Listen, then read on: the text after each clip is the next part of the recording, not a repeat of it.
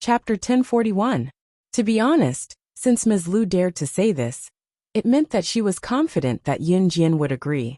After all, Yunjian's younger brother Xiao Yunju was studying in her class. If Yunjian did not agree, it would not do. Disagree? Sure, if Yunjian dared to disagree, she would catch Xiao Yunju red-handed. Most of the teachers nowadays were like this. Of course, it did not exclude the truly good ones. There were not many left who could meet a truly good teacher, who was neither biased nor snobbish. If you could meet one, please cherish it. Teacher Lu's confident face made Diane, Gui Yen, and Gui Lian jump in shock. It was not that Ms. Lu's actions shocked Diane and the other two. Instead, from the moment Ms. Lu greeted Yunjian until now, Diane and the other two could clearly sense Yunjian's disgust toward Ms. Lu. That was one of the reasons. Of course, the most important reason was that Ms. Lu had clearly made Yunjian very unhappy. Yet she was still standing here unscathed. Based on Yunjian's personality, should she not have killed Ms. Lu by now? Suddenly, she felt 3 intense gazes sizing her up. Ms. Lu turned her head slightly and saw Diane and the other two sizing her up without any reservations. Ms. Lu was suspicious. She even reached out and touched her face. Then, she felt around for a while before asking Diane, "What's wrong? Is there something on my face?" Since Diane and the other two were following behind Yunjian, Ms. Lu guessed that Diane and the other two must be on good terms with Yunjian. To rope in a person, one had to rope in that person's friends first. That was the most important step. Ms. Lu had wanted to build a good relationship with Diane and the other two. But who knew that when she turned to look at Diane and the other two, and opened her mouth to say something like that, Diane crossed her arms and turned her head sideways toward Ms. Lu. It looked like she had no intention of paying attention to Ms. Lu at all. Seeing that, Ms. Lu swallowed hard. What if Diane was the one to answer? How should she answer? She couldn't possibly tell Teacher Lu that she wasn't looking at him because there was something on his face, but because it was a miracle that he hadn't been beheaded by Yunjian after talking so much nonsense. After all, Diane was considered half Chinese. She was sure that if she said that, Teacher Lu would definitely treat her as a lunatic. Cough cough. Ha! Miss Lu had already mastered the art of being shameless. Seeing that Diane and the others were ignoring her, she coughed a few times in an attempt to cover up the awkward atmosphere. After covering up the awkward atmosphere just now, Teacher Lu grabbed Yunjian and asked again, "Sister Yunju, it shouldn't be a problem to have one more mouth, right?" "Huh. Haha." Teacher Lu said this to Yunjian in a joking tone. After she finished speaking, she even smiled symbolically. With this smile, the passers-by around the station glanced at her suspiciously. Initially, Teacher Lu wanted to talk to Yunjian in a joking manner, but she smiled. She thought that Yunjian would also laugh with her. This was an effective way of talking between adults. However, she did not expect that Yunjian had no intention of laughing with her, because she was a teacher at all. Diane and the other two looked at the scene before them coldly. In the end, Yunjian's slow voice was heard softly. "Oh, since someone wanted to come up and be slapped in the face, of course, she would not refuse." Chapter 1042. Seeing that Yunjian had agreed to let her attend the wedding, Miss Lu assumed that Yunjian had agreed to befriend her. Looking at the silver watch on her wrist, Miss Lu knew that she had classes in the afternoon, since the hands were pointing to noon. Even if she wanted to get close to Yunjian, she dared not be late for class when it was time to return to school. It was a job that would affect her livelihood. "Haha, Sister Yunju, you're such a good sister." Miss Lu chuckled, snapping out of her daze from looking down at her watch. "Well, I have classes in the afternoon, so I have to go back and prepare for lunch. I'll be rushing to class in the afternoon.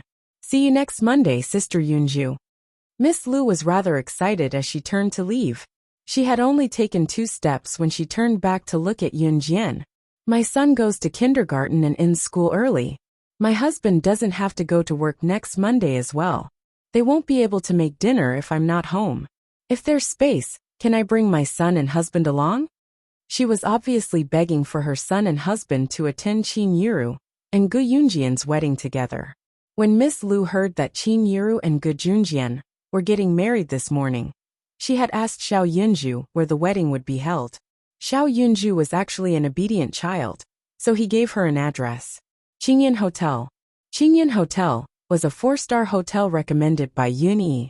When Yun Jian came to Longmen City from Xinjiang town for the first time, it was Su Haokol who insisted on treating her, and brought Yun Jian and Yun Yi to Qingyan Hotel. Yun Yi had recommended Qingyan Hotel because the food there was excellent. Compared to other 4-star and 5-star hotels, it was much more affordable. Good quality at a reasonable price was the concept of shopping nowadays.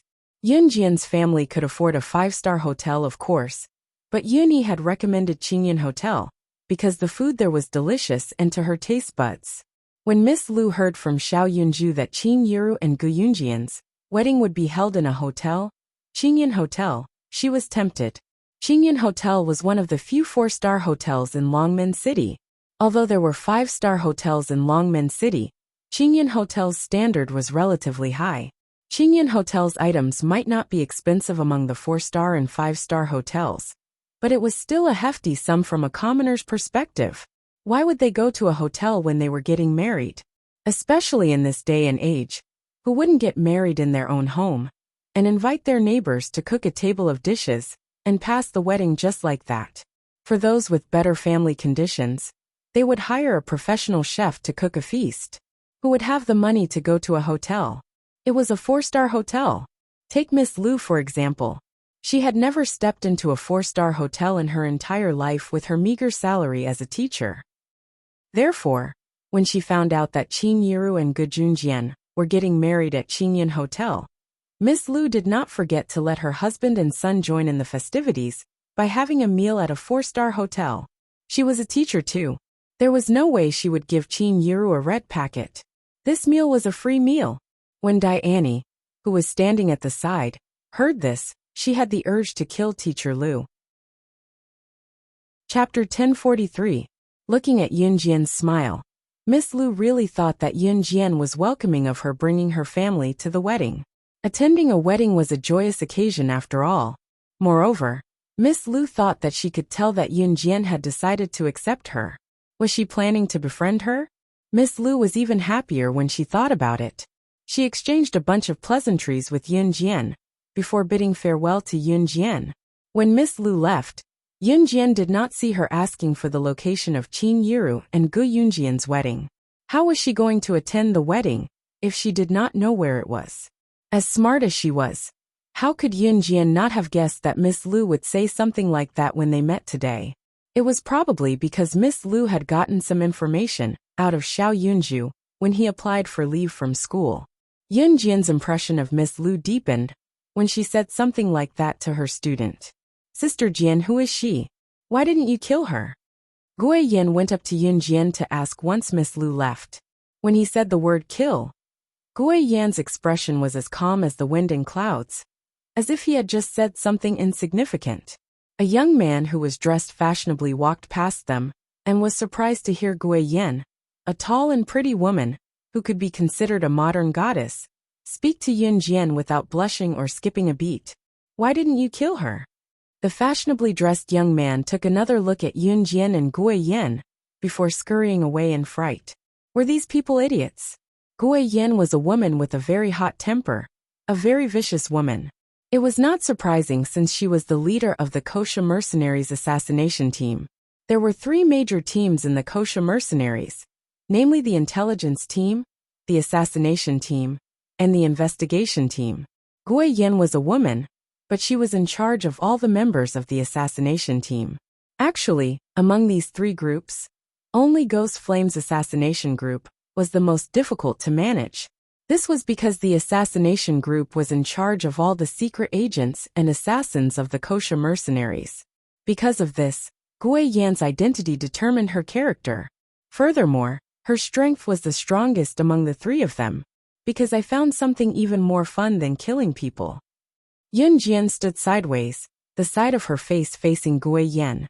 Her slightly curved lips made the hearts of the 3 people present skip a beat.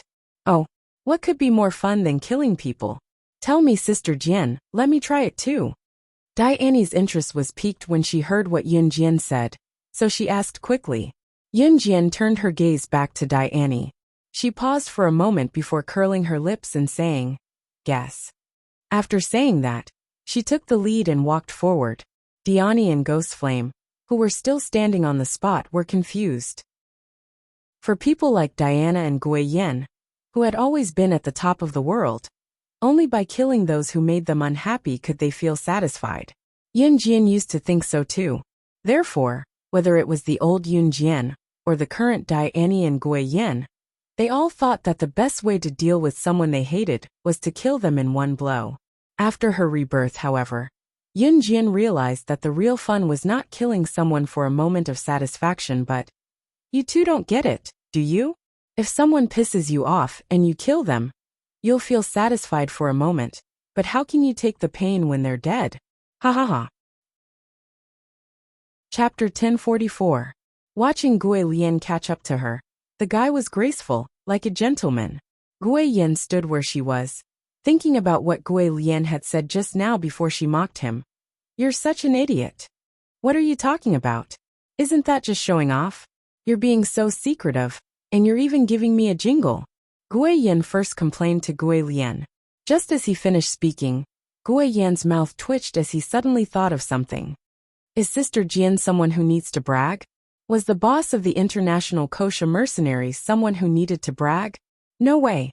With Sister Jian's status, she was someone people would be begging to meet internationally. Why would she need to do something as vulgar as bragging? Before Gui Yen could dwell on it, Diane hit the nail on the head. Haha, this is different. If you're just bragging, our Sister Jian doesn't need it. Sister Jian was showing off in front of an unreasonable person, but this was a different story. Bragging to unreasonable people means that the better you're doing, the angrier they'll be, right? So, what can we do by killing them? If we're happy, how can we not be happy when they're dead? We should learn from Sister Jian and piss them off. Diane said jokingly. In fact, Diane and the girls would still kill those who deserved to be killed. After all, there were some people who would cause endless trouble if they were not killed. What they were saying now was a joke. As Diane and Gui Yin conversed, both of them caught up to Yunjian. Yunjian arranged accommodations for Diane and the other two girls as well. It was Qin Yuru and Gu Yunjian's wedding 3 days later. Time flew, and in the blink of an eye, it was the day before the wedding. It was the night of the 20th of May, 1999. CE had returned from an Hun group a day earlier. On the eve of the wedding, Yunjian had sent out invitations in the name of the kosher mercenaries. Those who were invited had already arrived in Longmen City. Recently, all the 4-star and 5-star hotels in Longmen City were fully booked. Guxian's biological mother, Hua Yun, was holding her husband, Hu Chaochuan's hand as they led their son, Hu Qixiang, to a 4-star hotel in Longmen City. I'm sorry, our hotel is full. The receptionist smiled again and politely refused. What's going on? This is already the 3rd-star rated hotel. Why are they all full? Hua Yun held Hu Chaochuan's hand and questioned the receptionist like a rich lady. Hua Yun and Hu Chaochuan did not live in Longmen City. Hu Chaochuan had chosen to open an amusement park in Longmen City purely because it was more suitable for development. Of course, part of the reason was that he wanted to show off in front of Hua Yun's ex-husband, Gu Junjian. Look, I casually invested in an amusement park. But what about you? You may be rich, but can you be richer than me? However, it was a pity that this project ended before it even started. CE had already purchased the amusement park. It was now CE's, but Hua Yun and Hu Chaochuan were unaware of it. I'm sorry, sir and madam. I don't know why there have been a lot of guests these days, so. The receptionist smiled awkwardly. There's not even a room? I say, what's your hotel for? You actually. Hua Yun wanted to press further. Hu Chaochuan stopped Hua Yun's hand. My baby, don't be mad. There's no star-rated hotel. Let's just stay in a normal hotel for a night. Hua Yun's face darkened when she heard that they were going to a low-class place like a normal hotel. In spite of it, Hu Chaochuan quickly made Hua Yun smile again. Chapter 1045. When the receptionist heard Hu Chaochuan's words, she was very surprised. However, the receptionist could only look at the two customers in front of her and smile. In the end, the receptionist watched Hua Yun and Hu Chaochuan leave while holding Hu Qixing's hand. It was only when the three of them left that she heaved a sigh of relief. She then picked up the phone at the front desk and dialed the hotel's general manager. General manager, all the rooms in our hotel tonight, including the deluxe suites, have been sold out. I heard from a woman who wanted to check in, but it's already full. She's already at the 3-star-rated hotel. The receptionist reported what she had just learned to the general manager. On the other end of the phone, the general manager's voice continued. Many important people have come to Longmen City recently. Take it easy and don't offend anyone. Yes, yes, yes. The receptionist answered when she heard that many important people had come to Longmen City. She then probed the general manager carefully and curiously.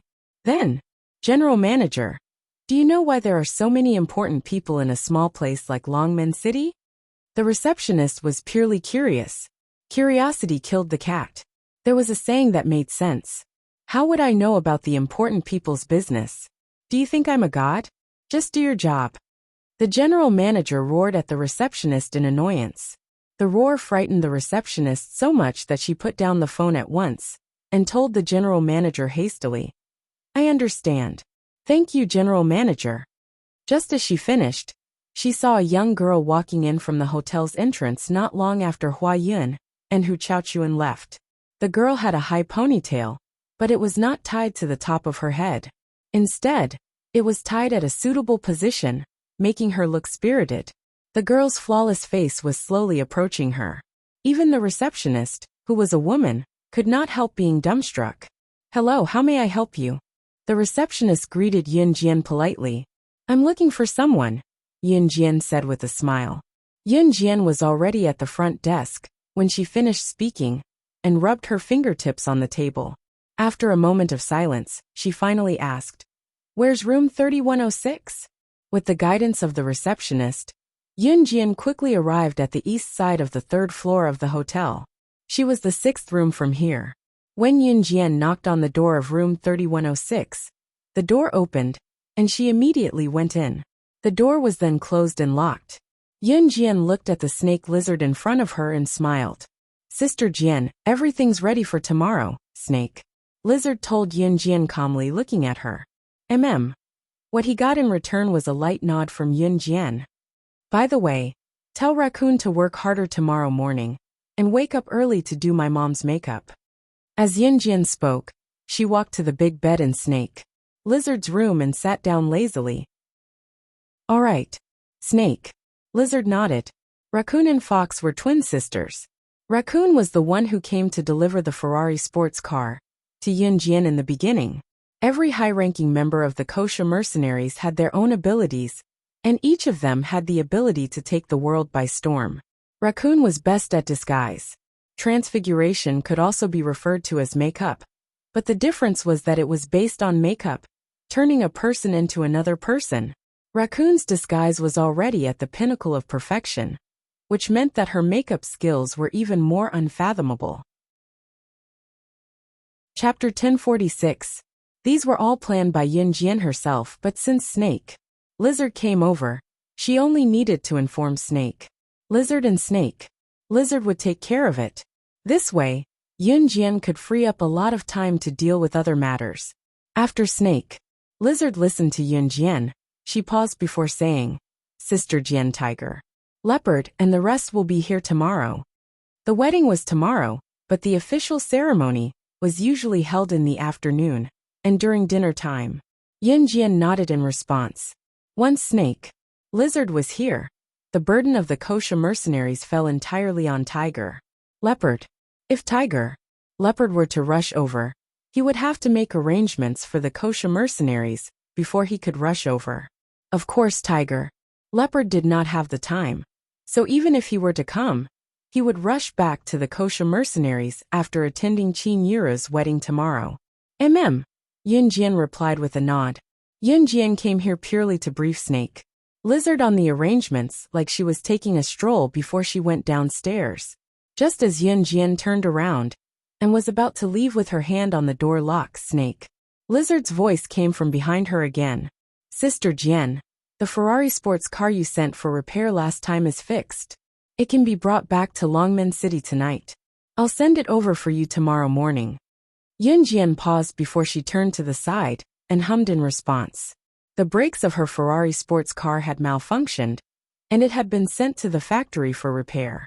Due to her connection with the Kosha mercenaries, the sports car was repaired at the fastest speed possible and sent back. Yunjian's fiery red Ferrari was her favorite car that had accompanied her for years.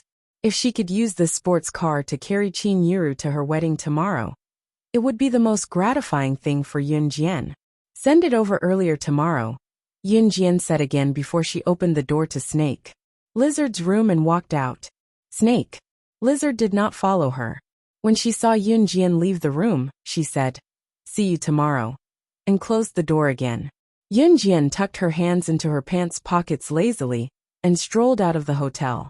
Just as she stepped out, the spring rain was still falling. Yunjian took a whiff of the spring air, and a tall man holding a black umbrella appeared beside her. Ce stood beside Yunjian with a black umbrella. "Let's go home," Yunjian said with a press of her lips as she walked down the stairs with Ce beside her. Ce asked softly, "Back to Xinjiang town?" "Amen." Yunjian nodded and followed Ce to his Lamborghini sports car. Although Qin Yiru was getting married for the second time, she was still getting married. Most people would keep their second marriage a simple one, as they would not want others to know about it. However, Qin Yiru still had to marry from Zhang Meihua's family to save face. Of course, this was also a local custom. It was impossible for Qin Yiru to marry from Dong Ruan's family when her mother, Zhang Meihua, was still alive, right? If she really did that, she would definitely be gossiped about in this day and age. Yunjian had just fastened her seatbelt when she got into the car when she saw that Ce had not started the car. She frowned and was about to ask Ce why he had not started the car. Ce had already turned sideways and hugged Yunjian. A familiar scent wafted into her nose, and Yunjian was stunned. However, she placed her hand on Ce's back and hugged him gently. His chin rested on her shoulder as his breath blew beside her ear. "Xiao Jian, you're moving away after your mom gets married?" Feeling one of the girl's plump breasts pressed against his chest, Ce moved closer and hugged her as he asked faintly. Chapter 1047. There was no way he was going to admit that ever since Qin Yiru and Gu Junjian got together and set a wedding date, they were planning to get married. He was not worried about Qin Yiru being unhappy. Being with Gu Junjian, Qin Yiru was destined to be happy. This was not even within the scope of his concern. Instead, he was worried that Qin Yiru would move to Gu Yunjian's place and bring his Xiao Jian along. He had no objections to anything else, but bringing his Xiao Jian along was something he would not agree to. His Xiao Jian had to go to school, and they did not have much time to see each other. If Yunjian moved to Gu Yunjian's place, how was he going to openly hug her to sleep? How was he going to see Xiao Jian every day?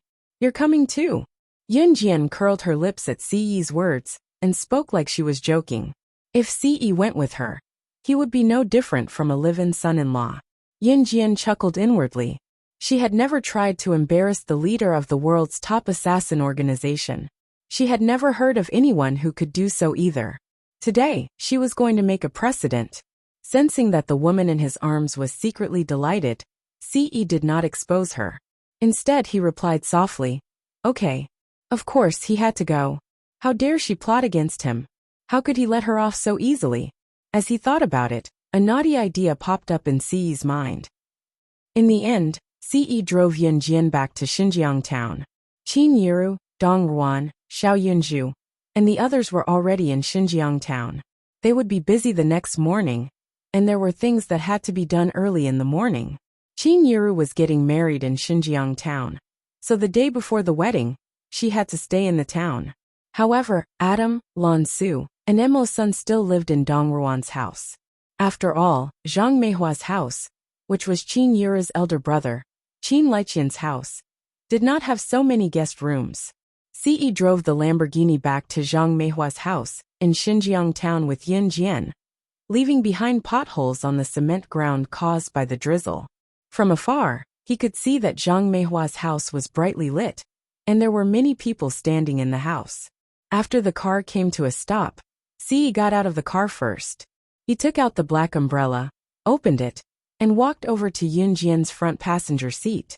He opened the car door and gently shielded Yunjian from the roof. Then, he led Yunjian into Zhang Meihua's home. There were many people standing in the house. Of course, the important figures whom Yunjian had invited to attend the wedding in the name of kosher mercenaries were unaware that they were not present. They only knew that on May 21, 1999, at 5 in the evening, a grand wedding was held at Tranquil Harmony Hotel. At the moment, there were not only Dong Wan and Xiao Yunju who were playing in Zhang Meihua's house, but there were also some relatives, friends, and neighbors who had come to collect their wedding gifts. Gu Junjian was not present as well. The bride and groom were not allowed to meet on the night before the wedding. This was a custom.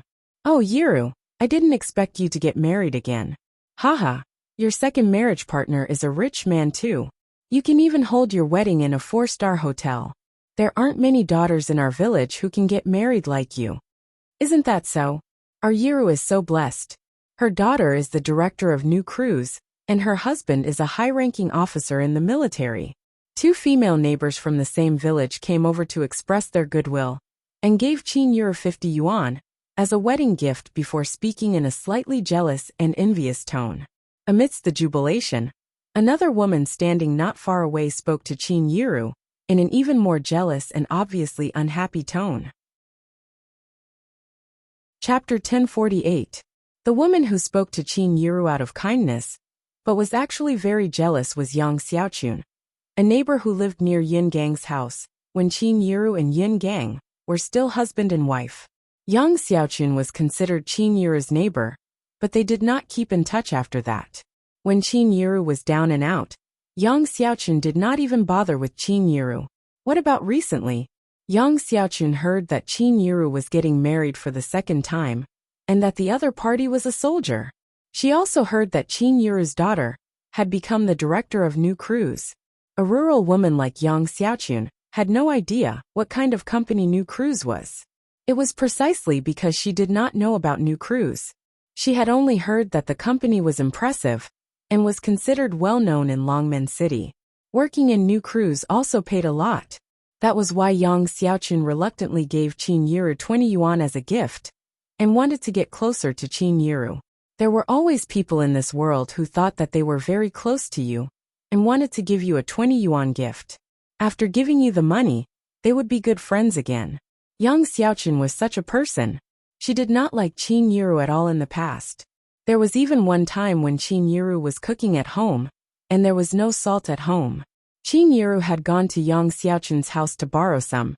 Yang Xiaochun clearly had salt at home, but she was stingy, thinking that Qin Yiru would not return the salt she borrowed in the future. So she lied and said that there was no salt at home. Qin Yiru had actually gone to borrow it when she saw that Yang Xiaochun's husband had just bought a pack of salt. It was just that Qin Yiru was too embarrassed to ask for it when Yang Xiaochun refused to give it to her. Since then, however, Qin Yiru had been planning to stay away from Yang Xiaochun. Qin Yiru did not expect Yang Xiaochun to come to her house today, and even give her a gift when she used to be so stingy. But in reality, 20 renminbi was considered a small amount even in the amount of money given in 1999. Generally speaking, only those old women who were so poor that they couldn't even afford to have enough food and clothing would give 20 yuan as a wedding gift for a family in the countryside. Qin Yiru did not like Yang Xiaochun to begin with. Now that Yang Xiaochun had given her a gift, she thought that she had the right to speak, and even pointed fingers at Qin Yiru. The first reason Yang Xiaochun said that was jealousy. She was jealous that Qin Yiru's second marriage was more than 10 times better than other girls' marriages. No one in Xinjiang town could compare to Gu Yunjian's family background. Even in Longmen City, Gu Yunjian's family background was one of the best. Seeing that Qin Yiru was fiddling with the bridal headdress for tomorrow and ignoring her, Yang Xiaochun was indignant and said again, Yiru, we've been together for so long. Oh Yiru, we've been neighbors for more than 10 years. Do you think I'd harm you? What are women most afraid of? What we're most afraid of is not marrying well, and having a second marriage with a family after a divorce. It's uncertain if the man will treat you well in the future, if you marry him. I think you're still the same as Ahua in Xinjiang town last month. Didn't she just throw a simple banquet for her second marriage, and let it pass just like that? Dong Ruan had gone to the washroom, and did not support Qin Yiru, so Yang Xiaoqun could still spout so much nonsense. As she spoke, Yin Jian was already in front of Qin Yiru. Chapter 1049. Yin Jian's words hinted that Yang Xiaoqun was just an outsider. What right did she have to criticize her family's affairs? There were plenty of gossipy women like Yang Xiaoqun in the countryside. In the city, there were more people who wrapped themselves up like noble women, and thought they were high and mighty like Hua Yin. In the past, the majority of the villagers were uncultured. Therefore, they would say one thing in front of others, but when they turned a corner, they would stand behind others and point at them. This was a major phenomenon in the villages, and it was also one of the characteristics of the villages. Yang Xiaoqun was just an ordinary rural woman. She felt that it was quite normal for her to criticize other people's family matters. However, when Yang Xiaoqun heard Yun Jian's words, it sounded like Yun Jian was implying that she was meddling in other people's business. So Yang Xiaoqun was displeased. You're Yiru's daughter Yun Jian, aren't you? Who am I? I've been your mother's neighbor for at least a decade. I heard that you're the director of new crews. You're so young, you must be something. But I've been there. Your mother is getting married for the second time, and her second marriage is even grander than an innocent maiden's. This has never happened in Longmen City. I'm doing this for your mother's sake. You'll understand in the future that I'm doing this for your family's sake. Yang Xiaoqun was extremely displeased by Yun Jian's words, but she held it in considering that Yun Jian was the director of new crews, and was said to have some status. Besides, you can't spend money like this even if you're rich. Unless you can have a wedding that can't be held in Longmen City. If you spend this money, it'll be your mother's second marriage. Who knows what people will say about it?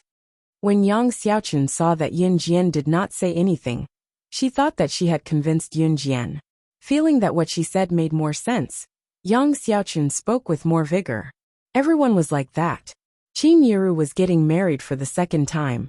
If her wedding was unrivaled in Longmen City, the news would spread in the future. Qin Yiru's second marriage would be said to be a stroke of good fortune, because this was a height that others couldn't reach, even if they were jealous. But tomorrow's wedding was just a meal at a 4-star hotel. Although it was a big deal, a lot of people would be jealous. Some people even felt that Qin Yiru's family had only made a little money, and they were already proud of it. These two concepts were completely different. Of course, Yang Xiaoqun did not say this out of consideration for Qin Yiru. She was just jealous. She was jealous that Qin Yiru could find such a good man in her second marriage.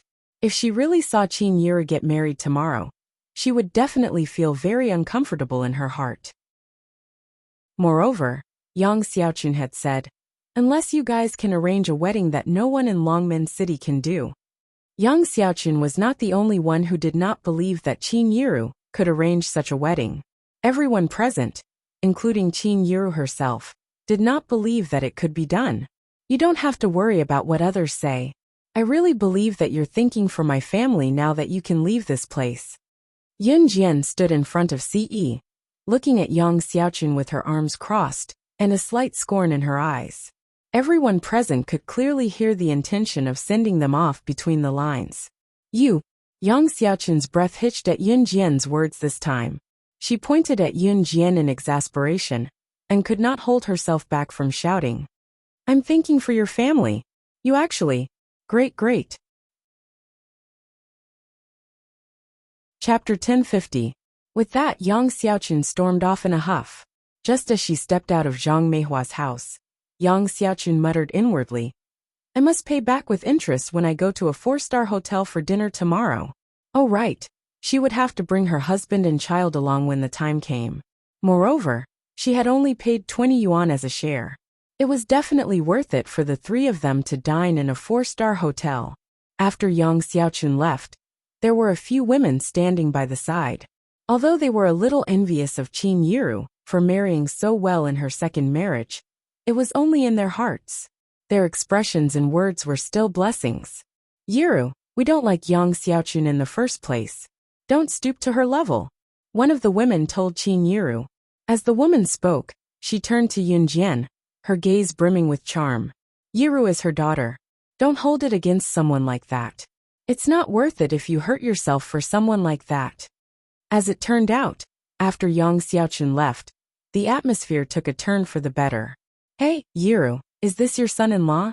He's so handsome. I've never seen such a handsome young man in my life. As they chatted, the women shifted the topic to Yunjian and Ce. The woman who knew how to charm just now was looking at Ce and fawning over Qin Yiru. Everything else aside, the woman was sincere in praising Ce's good looks. Qin Yiru was delighted to hear the woman's words. Since Ce and her daughter were already acting like this, Qin Yiru wanted to agree as well. However, Ce beat her to it and told the woman, Xiao Jian is mine. Ce's reply was swift, as if he was afraid that others would not know that Yunjian was his. When the group of women and old ladies heard this, they all laughed happily and made fun of her. The night passed quickly. The next day arrived as promised.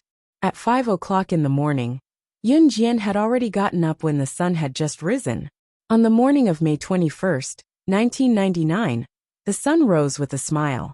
Last night, it was still drizzling and the night breeze was chilly. On the morning of the 21st, the sky was completely clear. White clouds even appeared on the horizon in the morning, indicating that it was going to be a sunny day. Hurry up and prepare breakfast. After breakfast, we can prepare lunch to welcome the wedding team. Some neighbors came to help and started to get busy. Dinner was eaten in a 4-star hotel, but lunch was ordered in a large pot of rice. There were many customs for marriage in the countryside. For example, what time the dowry should be delivered to the groom's house, and what time the bride should be delivered to the groom's house.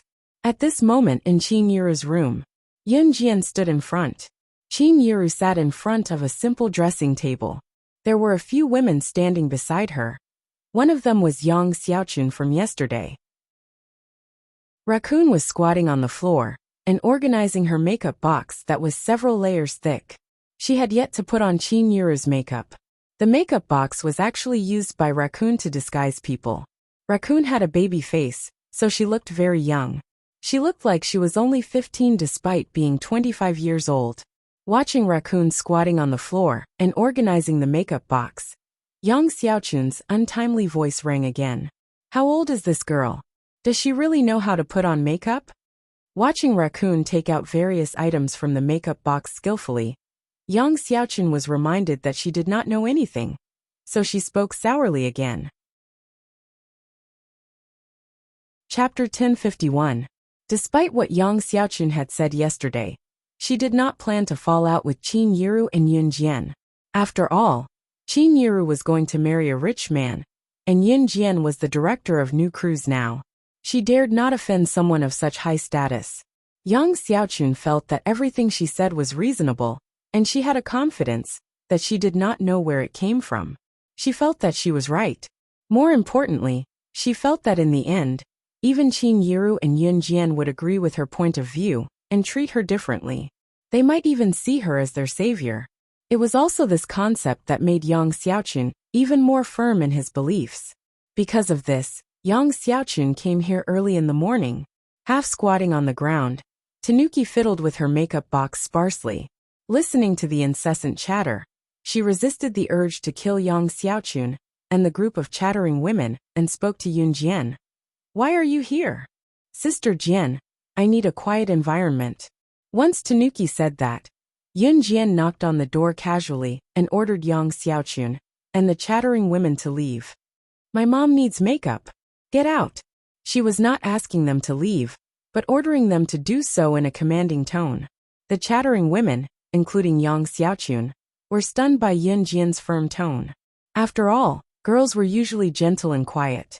None of them were like Yunjian, who would order people around the moment she opened her mouth. In spite of it, considering that Yunjian was the director of new crews, she was different in certain matters. Thus, the women went down the stairs while chattering. Yang Xiaochun, on the other hand, was a typical blabbermouth among the rural women. Once she heard Yun Jian's imposing words, and saw the other women around her walking down the stairs, she grumbled as she followed them down the stairs. What's wrong with you?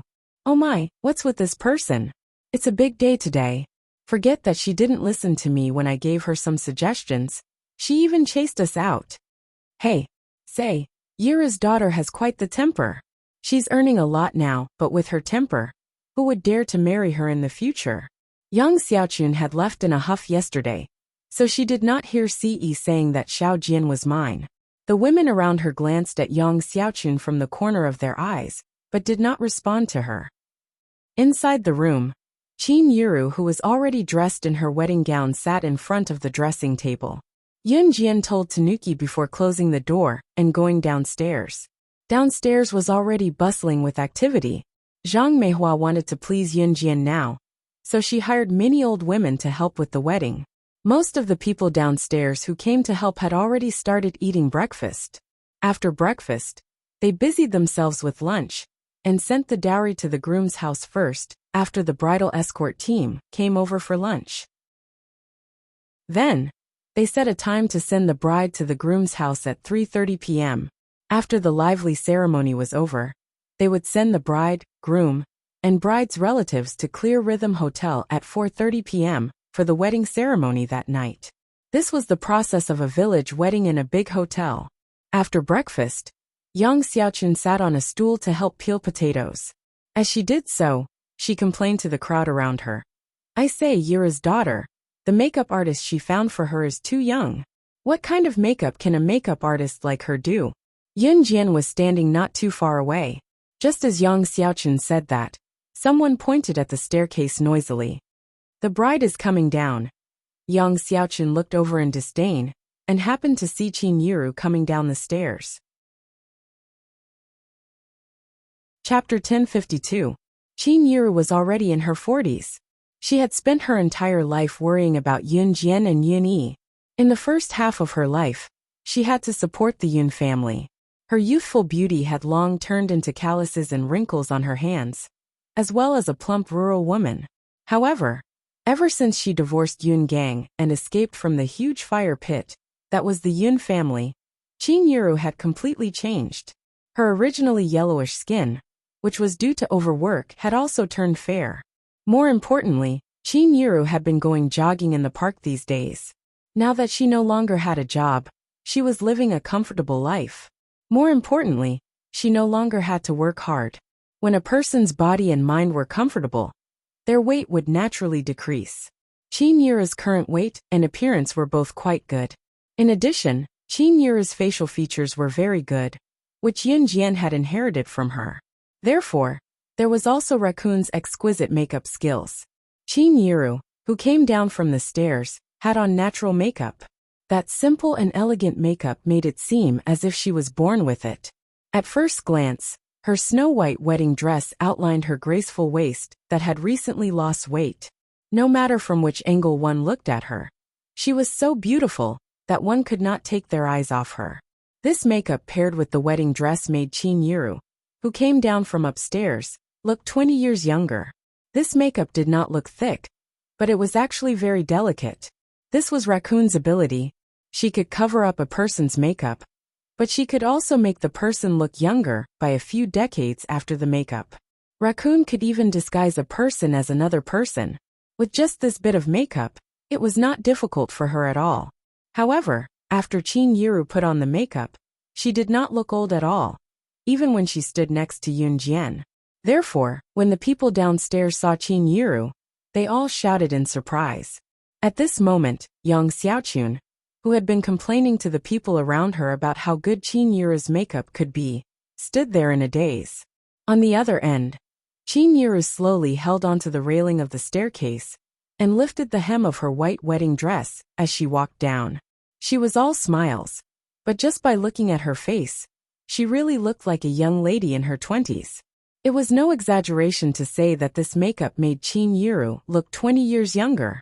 Oh my god! Was this really Yuru? This was simply 20 years younger. The group of gossipy women who were standing there were all dumbfounded. They stood there in a daze, not knowing what to do. It wasn't that they were ignorant, But the impact of this makeup was too great. There wasn't a single person present who wasn't shocked. Among them, the one with the worst expression was Yang Xiaochun, because before this, she had been criticizing Raccoon's makeup skills. What about now? Qin Yuru's makeup was probably second to none in the entire Longmen City, Zhe province, or even the entire country, who was as skilled as Raccoon. It was then that Yunjian walked to Qin Yuru. She carefully helped Qin Yuru's hand up and pulled Qin Yuru downstairs. "Mom, I'll get breakfast for you. Take a seat first." Yunjian had already pulled Qin Yuru to the dining table.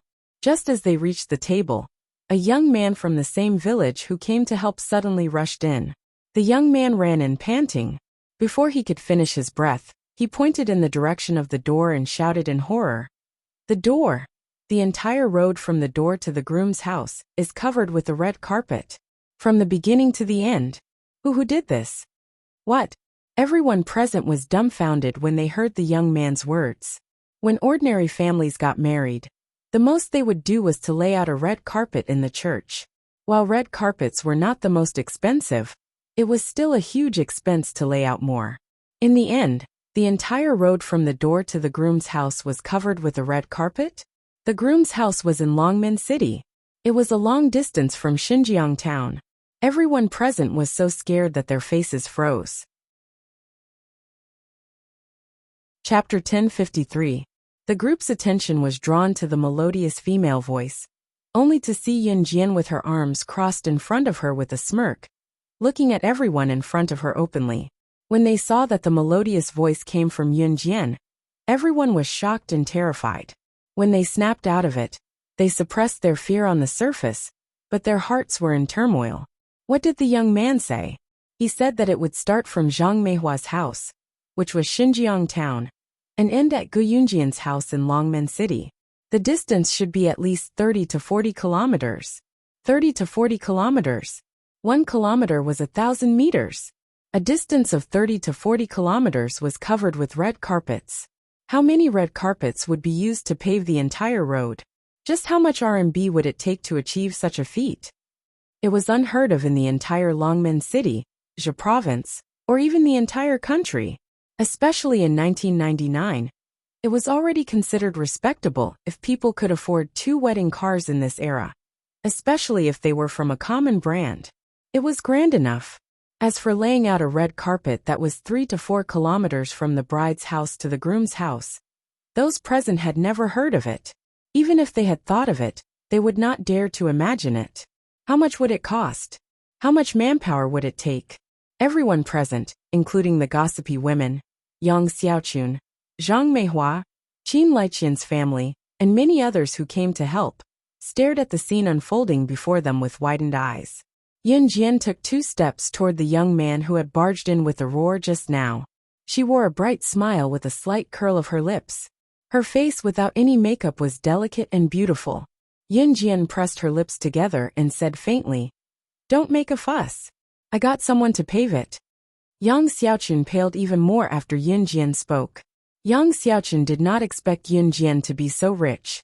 Was her new cruise really that profitable? Yang Xiaochun did not know that New Cruise was a company that sold cars. She merely thought that Yunjian had started a small company. Yang Xiaochun's face was pale. She was jealous that Yunjian could take out so much money. Therefore, as soon as Yunjian finished speaking, Yang Xiaochun immediately said, How much will this cost? Even the rich don't have such extravagance." At this moment the entire place was silent. Obviously, everyone was shocked by what Yunjian had done. Even Qin Yuru was dumbfounded. At the same time, she stared blankly at the scene in front of her. However, Yang Xiaochun's words implied that Yunjian had no money, but pretended to be rich. Such a sentence stunned the surrounding people once again. There were even some people who couldn't stand it anymore. So they stood up and said to Yang Xiaochun, "Yang Xiaochun, you talk too much. Other people's family matters are none of your business. What are you saying? Today is such a happy day, and you're the only one who talks too much." That person had just reprimanded Yang Xiaochun. Yunjian continued speaking, but Yunjian ignored Yang Xiaochun completely. She only turned her gaze to Qin Yuru. Mom, you used to work hard for me and my brother, shouldering all the burdens yourself. Now that I'm all grown up, I won't be as insensible as before. Today's red carpet is my first wedding gift to you. You'll always be my mom. Yunjian's words were for the original owner of the body, as well as for herself. Ever since she was reborn, Qin Yiru had never vented her bitterness in front of her. Qin Yiru had always kept the bitterness to herself and left the best for her children. Chapter 1054. Yunjian ignored Yang Xiaochun. As long as Yang Xiaochun did not cross her bottom line, there was no need for her to care about a job-hopping clown. Why? It was too degrading. There was no need for that. Who would waste so much time arguing with a person like Yang Xiaochun and spouting nonsense? Yunjian did not have to do that. In spite of it, what Yunjian said to Qin Yiru was from the bottom of her heart. She had wanted to say these words to Qin Yiru for a long time. You'll always be my mom might sound like nothing to ordinary people, but to Yunjian, it meant something entirely different. In her previous life, she had no family, friendship, or love. She only knew who she could benefit from working with, like snake, lizard and tiger, leopard. They were old friends of hers. In spite of it, Yunjian had kept her bottom line even when snake, lizard and tiger, leopard knew a lot of her secrets. She did not have a heart back then. After her rebirth, be it Qin Yiru or Yunyi, both of them had taught her something. It was family. Now, she knew what kinship was all about. Xiaojian. Qin Yiru could not help shuddering when she heard what Yunjian said. She had hidden all the hardships she had suffered all these years in her heart, trying to leave the best for her daughter and son. Qin Yiru was not a god, neither was she a remarkable person. She was just an ordinary village woman, an ordinary person who could not be more ordinary. Xiaojian, you child, why are you speaking so maturely? Qin Yiru stuttered as she recalled the past. She felt a lump in her throat, but she swallowed it quickly. Mom! Yunjian came over and lifted Qin Yiru's face gently, wiping away Qin Yiru's tears that were about to fall from Qin Yiru's eyes. Mom is the prettiest woman today, Yunjian said with a knowing smile. Look, you're 20 years younger now. Yunjian's words made Qin Yiru smile through her tears. You child. You're real. As she spoke, she was slowly comforted. Seeing that Qin Yiru was comforted, Yang Xiaochun pulled a long face again. That was right. She could not stand Qin Yiru's good behavior. Pretending when you're not capable. Yiru, I'm not criticizing your family. I just think that your daughter doesn't know how to manage the family. If she spends like this, she'll spend all her family's wealth. Yang Xiaochun pretended to be innocent, even though she had taken advantage of the situation. She had said that Yunjian liked rich people who pretended to be rich, but she still pretended that she was thinking for Qin Yiru's family. There were many people like her in real life. However, just as Yang Xiaochun finished speaking, someone outside the door let a few people into the house. They're here. The loading team from the groom's house is here. Someone called out and brought a few tall and burly men into the house. The loading team here referred to the team that drove the truck to load the bride's dowry to the groom's house. It was not the same as the wedding car that drove the bride to the groom's house. The bridal team is here too. Look, that's what brand of wedding car is that? Another voice came from the door. Yunjian raised a brow. Just as she thought of that, the person standing at the door exclaimed. 2, 3, no 4, 5, 6, 18 wedding cars? I'm not seeing things, am I? The car at the front, if I'm not mistaken. Is it a Rolls-Royce? Chapter 1055. Those standing at the door were burly men who had come to help. These men who Gu Junjian had sent to pack the dowry were brothers from the military. They had already entered the house. The men who were discussing outside the house were from the same village who had come to help. These men liked to read the newspaper while smoking a cigarette after they were done with work. They did not have any outstanding talents, but they read a lot of newspapers. Sometimes they could even see various branded cars printed in the newspaper. As for cars like Rolls-Royce and supercars, these men had seen them in the newspapers, but they had never seen a real car. Therefore, they did not recognize it at first glance. 1999. What era was this? It was an era where the economy was still developing. It was an era where some people could only send the bride to the groom's house with motorcycles. When rich people got married, they would hire 2 wedding cars, especially small cars like Volkswagen and Santana, which were affordable. However, there were very few people who could afford such cars in 1999. Those who were poor would either drive motorcycles or tractors to send the bride to her wedding. This was not too bad. Those who were really poor could not even afford motorcycles and tractors, so they registered a marriage certificate. Since they could not afford a banquet, they would drag it on until their children grew up and saved enough money before holding a banquet. Therefore, there were 18 wedding cars with a Rolls-Royce at the front and a string of supercars at the back. The men who had come to help at the door were so shocked that they dropped their cigarettes to the floor. 18 wedding cars. This was shocking. 18 wedding cars. Other than the Rolls-Royce at the front, there were 17 supercars at the back. Such a lineup in 1999 would not be as simple as being surprised and impressed by the other party's wealth. This was going to scare the hell out of people. The men who were talking at the door were so shocked that their hearts were about to stop breathing. Yun Jian and the others who were standing in the house heard the commotion outside. Xiao Jian, this is? What's this? Qin Yiru tugged at Yun Jian's hand. She looked stunning with makeup on. Yiru, what's wrong? Qin Yiru had just held Yun Jian's hand and asked when Dong Ruan's voice came from upstairs. Qin Yiru had just had her makeup done when Dong Ruan rushed over from Longmen City. She then went up to let the civet do its makeup as well.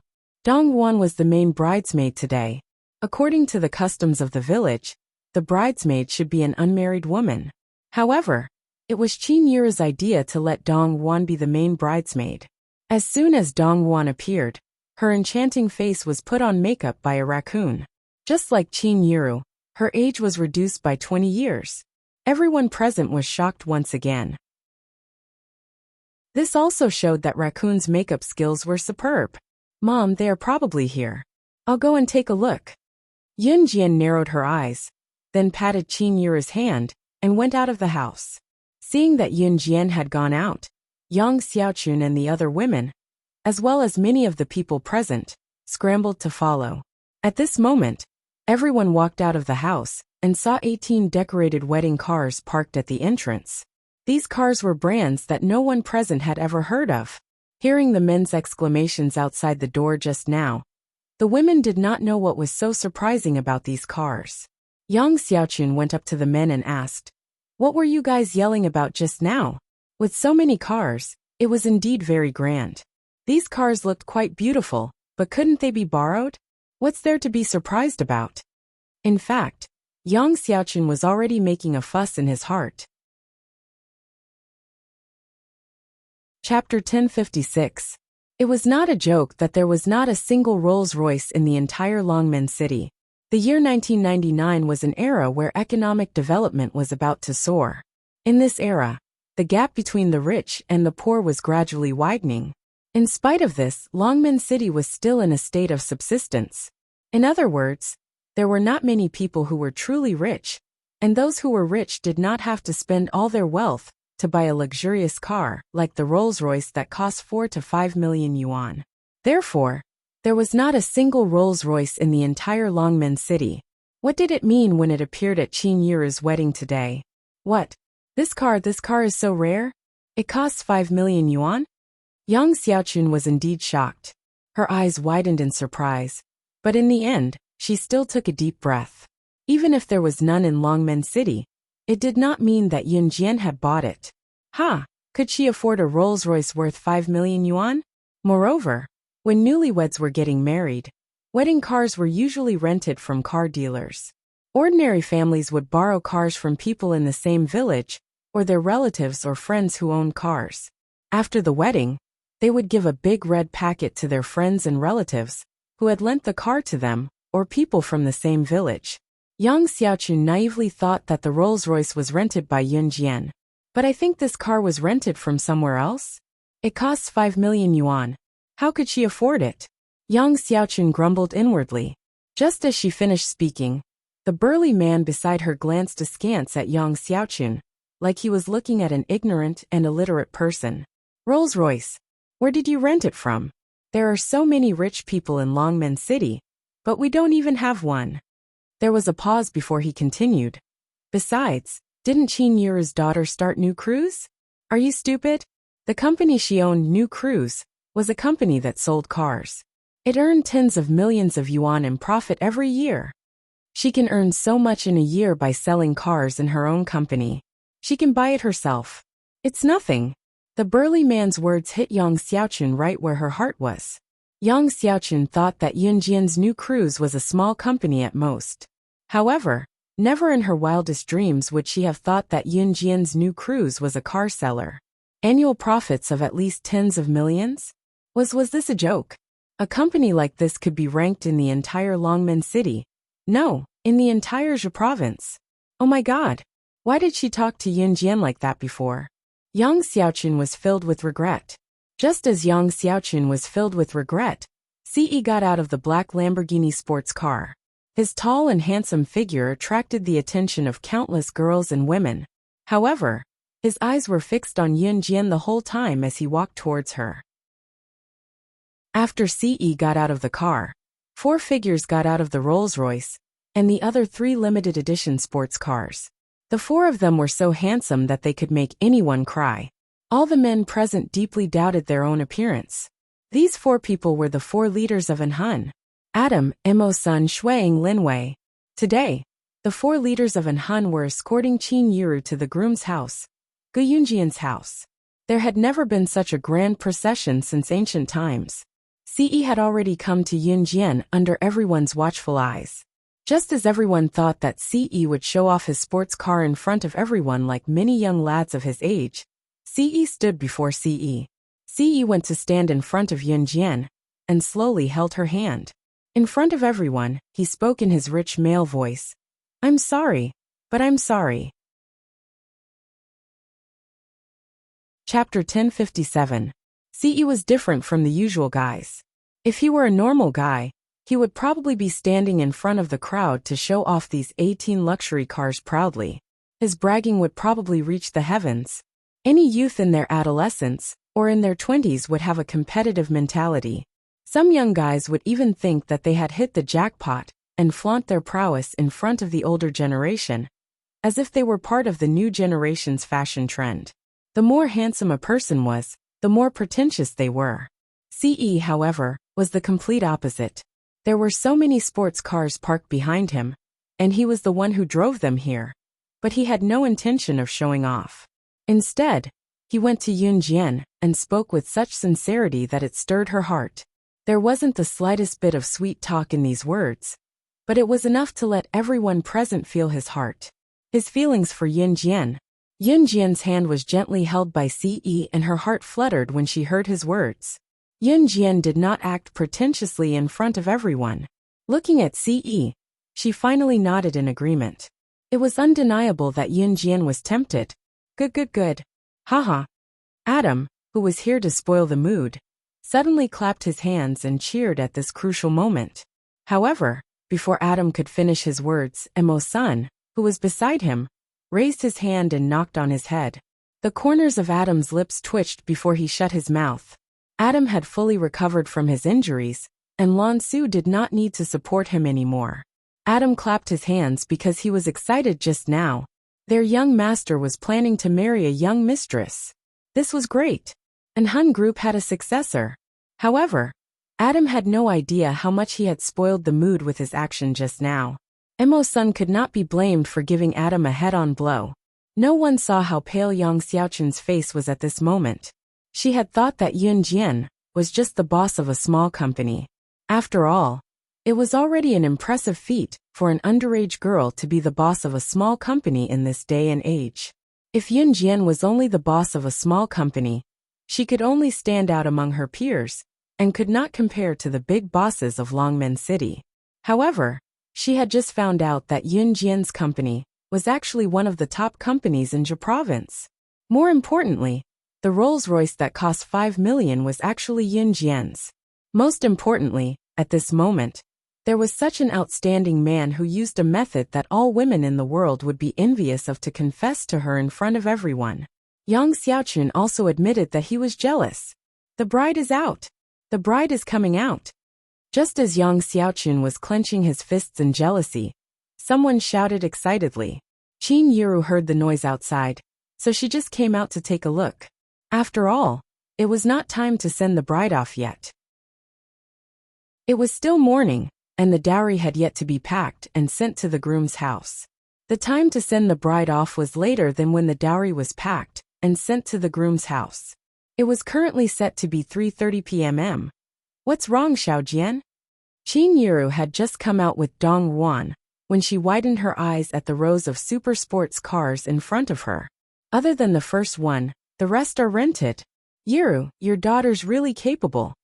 Yang Xiaochun said sourly to the girl, indignant again. Chapter 1058. Out of the 18 wedding cars, one was a Rolls-Royce while the other 17 were supercars.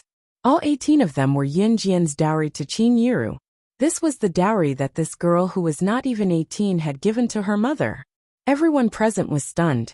At this moment, it was as if a huge wave had struck their hearts, and they were filled with terror.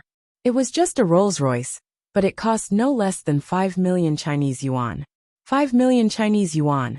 To the people in 1999, in an era where wages were not high, such a dowry was rare even in the whole of country Z, let alone Longmen City. Even those rich and powerful families would not be able to do this. All of this was done by an underage girl, who was not even 18 yet. Yang Xiaochun was indignant just now. That was why she had told Qin Yiru in such a tone that other than the first Rolls-Royce being Yun Jian's, the rest were rented. In spite of it, Yang Xiaochun had no idea how she had gotten her hands on the Rolls-Royce and the other supercars. It was just her jealousy that made her say what she did just now. Yun Jian's words came after she had spoken. This feeling was as if her mask had been pierced right in front of her face, making Yang Xiaochun lose all face in front of the crowd. As a result, Yang Xiaochun's complexion instantly paled. Her complexion was terrifyingly pale. What? Xiaojian, what are you talking about? These cars. Qin Yiru was from a village after all. Although she had gradually accepted the fact that Yun Jian was New Cruise's director, the scene before her still frightened her. Mom, these are just a part of it. Yun Jian moved her hand away from Si Yi's and placed it gently on Qin Yiru's shoulder, before looking at Qin Yiru and telling her seriously. She paused and added, "You don't have to care about the rest. You just need to know that you're the most beautiful bride in the world today." Yun Jian knew what Qin Yiru was going to say. There were so many luxury cars and supercars.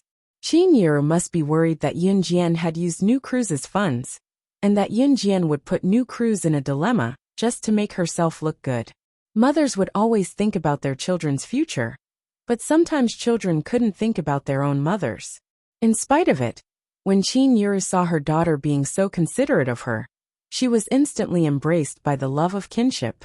She was truly comforted. Why are there 2 wedding cars coming from that direction? These cars, what brand are they? Why haven't I seen them before? Someone suddenly pointed into the distance and asked. Everyone's gaze turned to the direction the person was pointing at. 2 sports cars that were even more luxurious than the supercars were slowly making their way over from the corner. Mom, there are a total of 20 wedding cars today. Of the 2 cars behind, the red one is mine. You're getting married today, so I hope you can sit in my car and get married in style. Yun Jian turned to Qin Yiru and said with a smirk, a beautiful glint flashing in her eyes. Just as she said that, the men around them recognized the 2 sports cars that drove in later. That's the flagship limited edition Ferrari LaFerrari. There are only 3 of them in the world.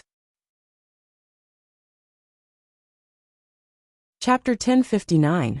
These burly men were all from the countryside, but they had seen many reports about famous cars in the newspapers. Men usually loved toys like toy guns and racing cars when they were young, and they loved sports cars when they grew up. Therefore, when the burly men saw the Ferrari and Lamborghini limited edition sports cars slowly driving in, they were so scared that their eyeballs almost popped out. Yun Jian and Siyi's cars did not make an appearance earlier, because the previous 18 cars were Yun Jian's dowry for her mother, Qin Yiru. As for the 2 limited edition sports cars that came later, they belonged to Yun Jian and Siyi. Yun Jian had been planning this for a long time. She planned to send Qin Yiru off to her wedding with her beloved cars, that had been with her for 2 lifetimes, in a grand manner. The few big men knew that the Ferrari and Lamborghini were expensive, but some of the women around them didn't know at all. From the outside, these 2 sports cars were indeed much better looking than the previous 18 cars. However, what was a limited edition flagship? They did not understand. Hey, what do you mean by a limited edition flagship? What's this about only being sold in the world? Yang Xiaochun went to one of the men to ask, since she did not understand. She had taken too many blows, but she did not believe that Yun Jian could give her another round of blows. Yang Xiaochun was only a village woman. She did not know much, and had probably only been to Longmen City once or twice in her life. The number of times she had been there could not be more than that on one hand. In addition, she had stayed in Xinjiang town for so long and had nowhere to ask. How could she possibly know what a limited edition flagship was? Oh my! You don't even know what a limited edition is. The man glanced at Yang Xiaochun like she was a country bumpkin and said. He paused again before he began to explain slowly. A limited edition product. The manufacturer only sells a few of the same product. Look at that Ferrari sports car. There are only 3 of them in the world. And that Lamborghini, there's only 1 in the world. How can a car like this not be expensive? It's priceless. You can't buy it even if you have money. Only those with power and influence can get it. When the burly man said this, his expression was already quite excited. However, the man's excited expression only made Yang Xiaochun's face turn paler and paler. What do you mean there are only 3 in the world? Only 1? Isn't this a priceless treasure? Moreover, only people with power and influence could buy it. Some people couldn't even get such a limited edition item, even if they had the money. When Yang Xiaochun heard the burly man's words, he almost fainted from fright. Amidst the hubbub around them, Yun Jian carefully held Qin Yiru's hand and walked into the house. As for Yun Jian's request, Qin Yiru naturally agreed. Xinjiang town, Yun Gang's house. What kind of sin have I committed? Gamble, gamble, gamble. All you know is to gamble. You. Lu Lanhua pointed at Yun Gang, who had just returned from the casino and was once again in debt. She was so angry that blood almost rushed to her head. Ever since Yun Gang divorced Qin Yiru, he had been completely dispirited. Last time, he was caught by the casino and was threatened to cripple him if he didn't return the money. He even implicated Yun Zheng. Later, it was Yun Jian who stepped in to protect Yun Zheng and left Yun Gang to his own devices. Yun Gang was lucky enough to escape, but he gambled again. This time, Lu Lanhua was so angry that she almost vomited blood. As the original owner's grandmother, Lu Lanhua often scolded Qin Yiru, saying what was wrong with a man cheating and what was wrong with a man gambling. Chapter 1060. Yun Gang sat on the ground dispiritedly. There were countless beer bottles around him. He knew that today was his ex-wife Qin Yiru's wedding. He had heard that today was his ex-wife's wedding, but he could only sit there indifferently. Actually, when he started gambling and had an affair, he felt that he had let Qin Yiru down. However, as a man who cheated on his wife for a long time, he naturally forgot about it. He had feelings for Qin Yiru, but as time passed and he was addicted to gambling, he forgot about it. Now that he thought about it, he still felt that he had let her down. Now that his ex-wife had remarried, he heard that she was a soldier and was very upright. Yun Gang thought that this was good too. He was already useless, so he should be the only one who was useless. They were living well. This was good. Actually, when he signed the divorce papers with Qin Yiru, Yun Gang did not make a fuss. Outsiders thought that Yun Gang was afraid of his father and had no choice but to sign the papers because of old master Yun Zhong. But in fact, Yun Gang thought it through and did not want to make a fuss. He did not even think about not agreeing to the divorce. You piece of trash. How did I give birth to such a useless son? Lu Lanhua scolded her own son when she was angry. Not only did she scold him, she also picked up a mop and hit Yungang. What have I done? Gambling. Who asked you to gamble? Why don't you die outside? Who asked you to gamble? Who asked you to gamble to your heart's content? Every time Lu Lanhua said a word, she hit Yungang with the mop. Yungang was paralyzed on the ground and did not move. He did not scream or move. This old woman was ruthless. She did not even care about her own son. Why? Because this son was too useless. In the past, Qin Yiru was around. Loan sharks never came to their door. But this time was different. Qin Yiru was gone, and all the heavy responsibilities were put on Lu Lanhua's shoulders. Lu Lanhua finally understood Qin Yiru's pain. But when Lu Lanhua experienced all this, she dealt with it by hitting Yungang. Die. Why don't you die? Die. How dare you implicate the family? Do you want to kill me too? Die, die. Don't die at home. Ah. Lu Lanhua was about to go crazy. Orchid, Orchid. Ah. Orchid, what are you doing? Seeing Lu Lanhua beating and scolding Yungang without treating him as a human, Lu Lanhua's only friend, who was about the same age as Lu Lanhua, rushed in from outside. Seeing this scene, she was so frightened that she hurriedly stopped Lu Lanhua from hitting Yungang. Seeing that, Lu Lanhua knew that she shouldn't air her dirty linen in public, so she stopped. What's the matter? Lu Lanhua asked quickly. Her expression was solemn, and the wrinkles on her face were clearly visible. Orchid, don't you know? I just saw your ex-daughter-in-law remarry. Her daughter gave your ex-daughter-in-law 18 sports cars. A sports car. I heard that a car costs 5 million yuan. Also, the red carpet from Zhang Meihua's house, all the way to the groom's house, is 30 to 40 kilometers long. Io, how much did that red carpet cost? I think the scale of this wedding is one of the best in the country, let alone Longmin City. No one can compare to it. The old woman was Lu Lanhua's friend. She had seen what Yun Jian had said and done at Zhang Meihua's house just now, so she hurried over to tell Lu Lanhua. What? The mop in Lu Lanhua's hand fell to the floor.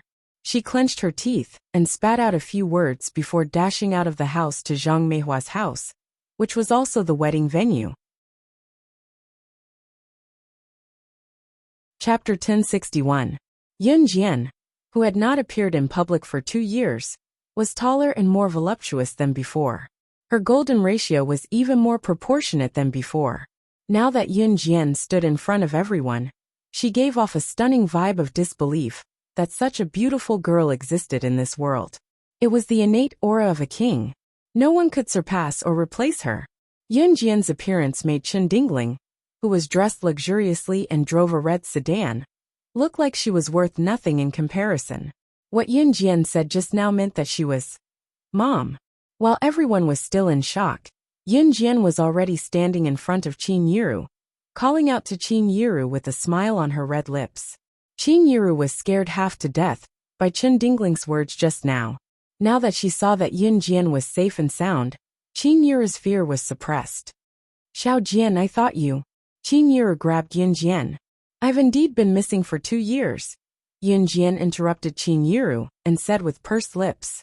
Hearing Yun Jian's words, Qin Yiru's heart clenched. Her Xiao Jian had really been missing for 2 years? Why did she not know about it?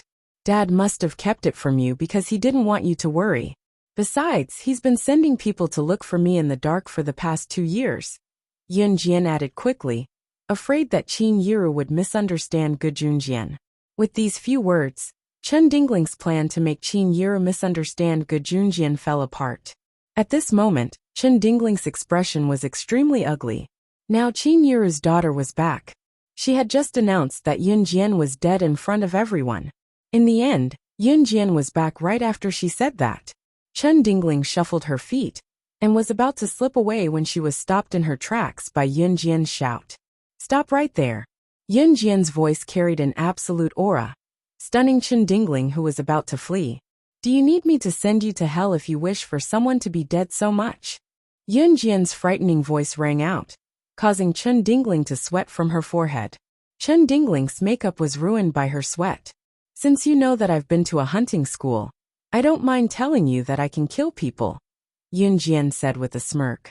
Ah, Chun Dingling was so scared that she scrambled out of the flower shop. Chun Dingling, who had been envied by everyone just now, was now rolling and crawling away, as if she had been injected with chicken blood. Yun Jian was in a good mood, so she did not make a fuss. Yun Jian had a lot to tell Qin Yiru since she had just gotten home. "Mom, let's go home," Yun Jian said to Qin Yiru. "Oh, okay," Qin Yiru answered. Qin Yiru cooked a sumptuous dinner that filled Yun Jian to the brim. Gu Junjian rushed home when he heard that Yun Jian was back. Gu Junjian breathed a sigh of relief when he saw that Yun Jian was back safe and sound. During dinner, Gu Junjian asked Yun Jian if she wanted to go back to Min City's military academy for her senior year, but Yun Jian declined. "I'm planning to go straight to university," Yun Jian spoke her mind. "Go straight to university? It's September now. People are getting in after the Gaokao in the first half of the year. Xiao Jian, where are you going to go if you want to go straight to university? Will they still take you in if you go in halfway?" Qin Yiru asked. "They will." She was confident. Yun Jian narrowed her eyes. "Leave their future to them. As parents, we have to give them enough space to choose," Gu Junjian said, and picked up a piece of meat for Qin Yiru. "Eat, nourish your body." Qin Yiru nodded slightly at that, and did not say anything else. After a pause, Qin Yiru asked again, "Xiao Jian, where do you want to go to university then?" Qin Yiru was just asking. She thought that Yun Jian had not decided yet. Unexpectedly, there was a glint in Yun Jian's eyes as she answered with a squint. "University of Electronic Science and Technology of China. A." Chapter 1062. This time, Lu Lanhua was not here to curry favor with Yun Jian or Qin Yiru. This was because Lu Lanhua knew that she had also tried to curry favor with Yun Jian or Qin Yiru, but had failed. A person's jealousy was often terrifying. When a person set her eyes on something, she could not have it, but she could see others having it. She could even see others having something that she could never have in her lifetime. She felt that since she was done for, since she could not have it, she would destroy it. If she did not have it, others would not have it easy either. Lu Lanhua was such an old woman. Hence, when she rushed in, she had long forgotten about Yun Jian's capabilities, and had also long forgotten about Yun Jian's abilities. The surrounding crowd watched as Lu Lanhua overturned several round tables. They watched as Lu Lanhua screamed and hooted like a madwoman.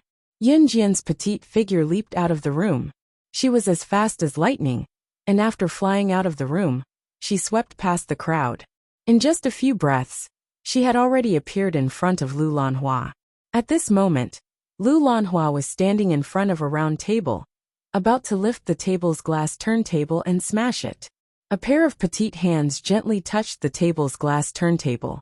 Yun Jian's hand gently pressed down on the table's glass turntable, preventing Lu Lanhua from lifting it and smashing it to the ground. Lu Lanhua felt that the table's glass turntable was a little heavy. When she raised her head and looked in the direction of gravity, she saw Yun Jian's hand pressing down on the table's glass turntable. "You!" Lu Lanhua was just about to spit out some vulgar words, but before she could say anything, smack! A jade-like hand came in front of Lu Lanhua, and in front of everyone, ruthlessly slapped Lu Lanhua's wrinkled face. Lu Lanhua was very dark, almost close to being black. She was also very ugly, and her nostrils were twice the size of a normal person's, and her nose was flat. What was even more ferocious were the wrinkles on her face, and the wrinkles on her face made one's hair stand on end. Lu Lanhua was ugly, but she liked to dress very fashionably. It could be said that she was Xinjiang town's most fashionable old lady who loved to dress up.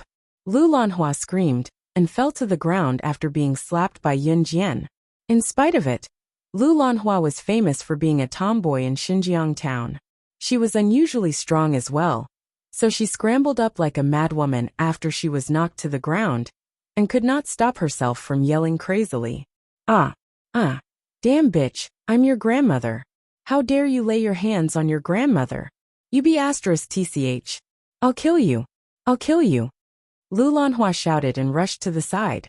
She picked up a long bamboo pole and rushed towards Yun Jian. The bamboo pole was in Lu Lanhua's hand, and was about to stab Yunjian. Yi was standing nearby.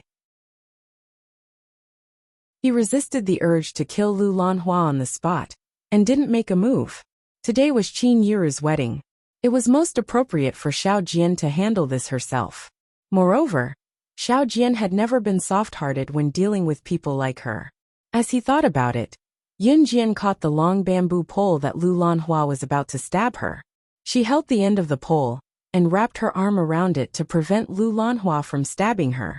Yunjian, on the other hand, sprinted to Lu Lanhua. In the blink of an eye, Yunjian was already in front of Lu Lanhua. She lifted her leg, and kicked Lu Lanhua away in front of everyone. She caught the bamboo pole, and threw it to the side.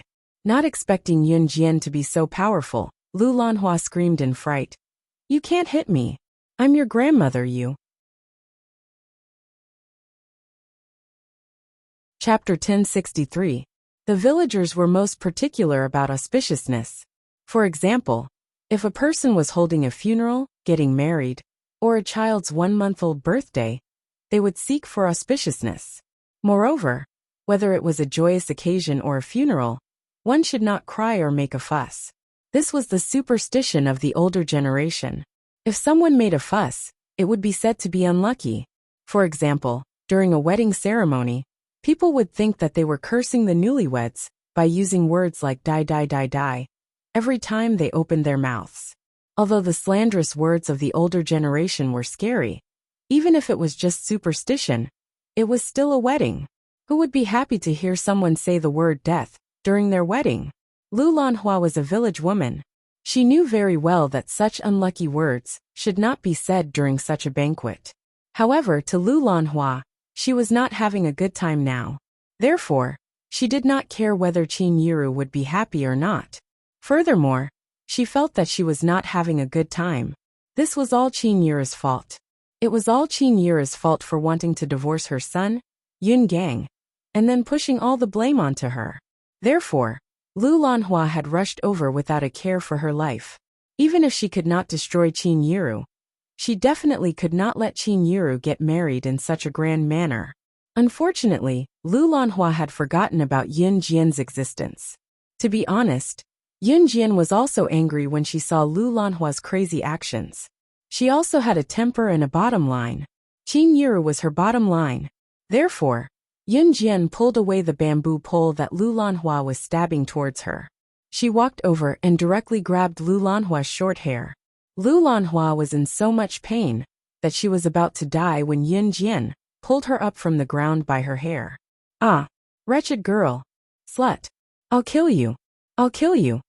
Just now, when Yun Jian took advantage of her seniority, Yun Jian still attacked her. Lu Lanhua immediately revealed her true colors. The pain of her scalp being torn apart made Lu Lanhua's face instantly turn pale. She raised her hand and slapped Yun Jian like a madwoman, as if she had a blood feud with Yun Jian.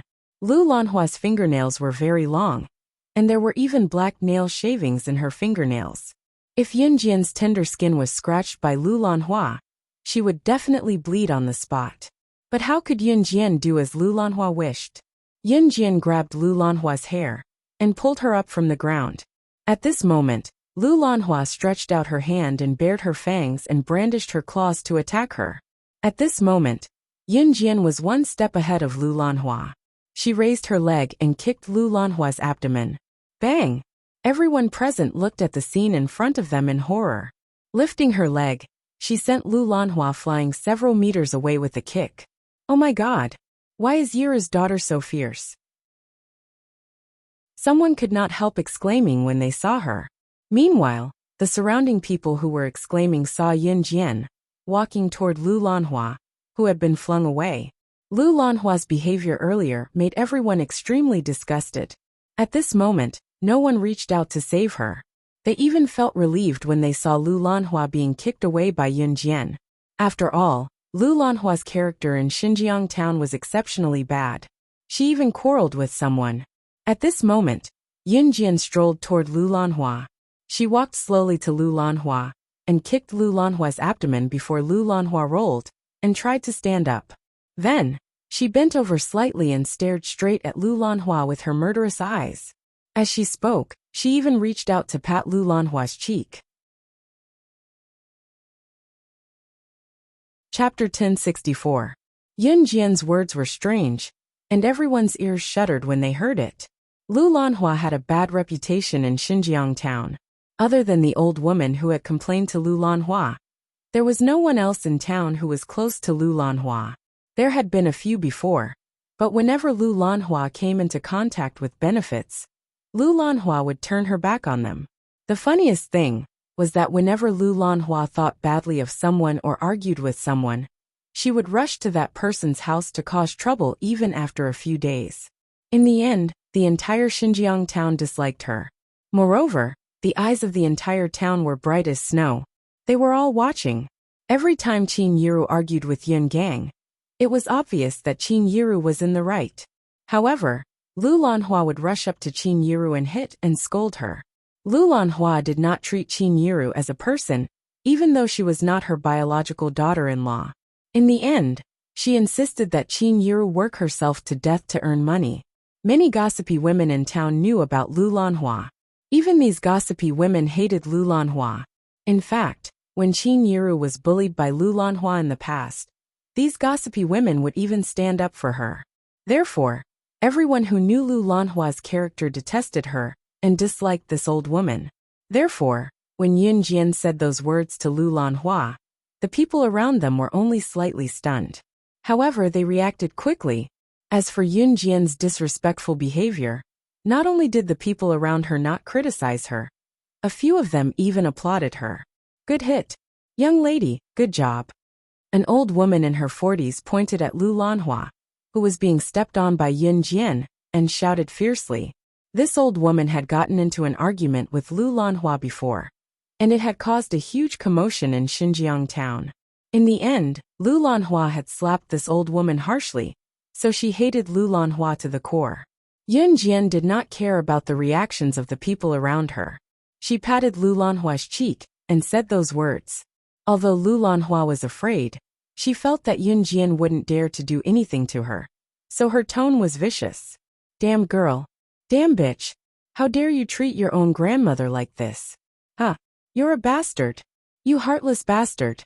Would I have been able to give birth to you without you? Huh. Without me, there would be no you. You've grown up. Now that you've grown up, you're not even paying for your grandmother's pension. Oh heavens. How could there be such an unfilial descendant? Now that you've grown up, you've forgotten your grandmother. Today, he even wanted to murder his own grandmother. Where is the justice?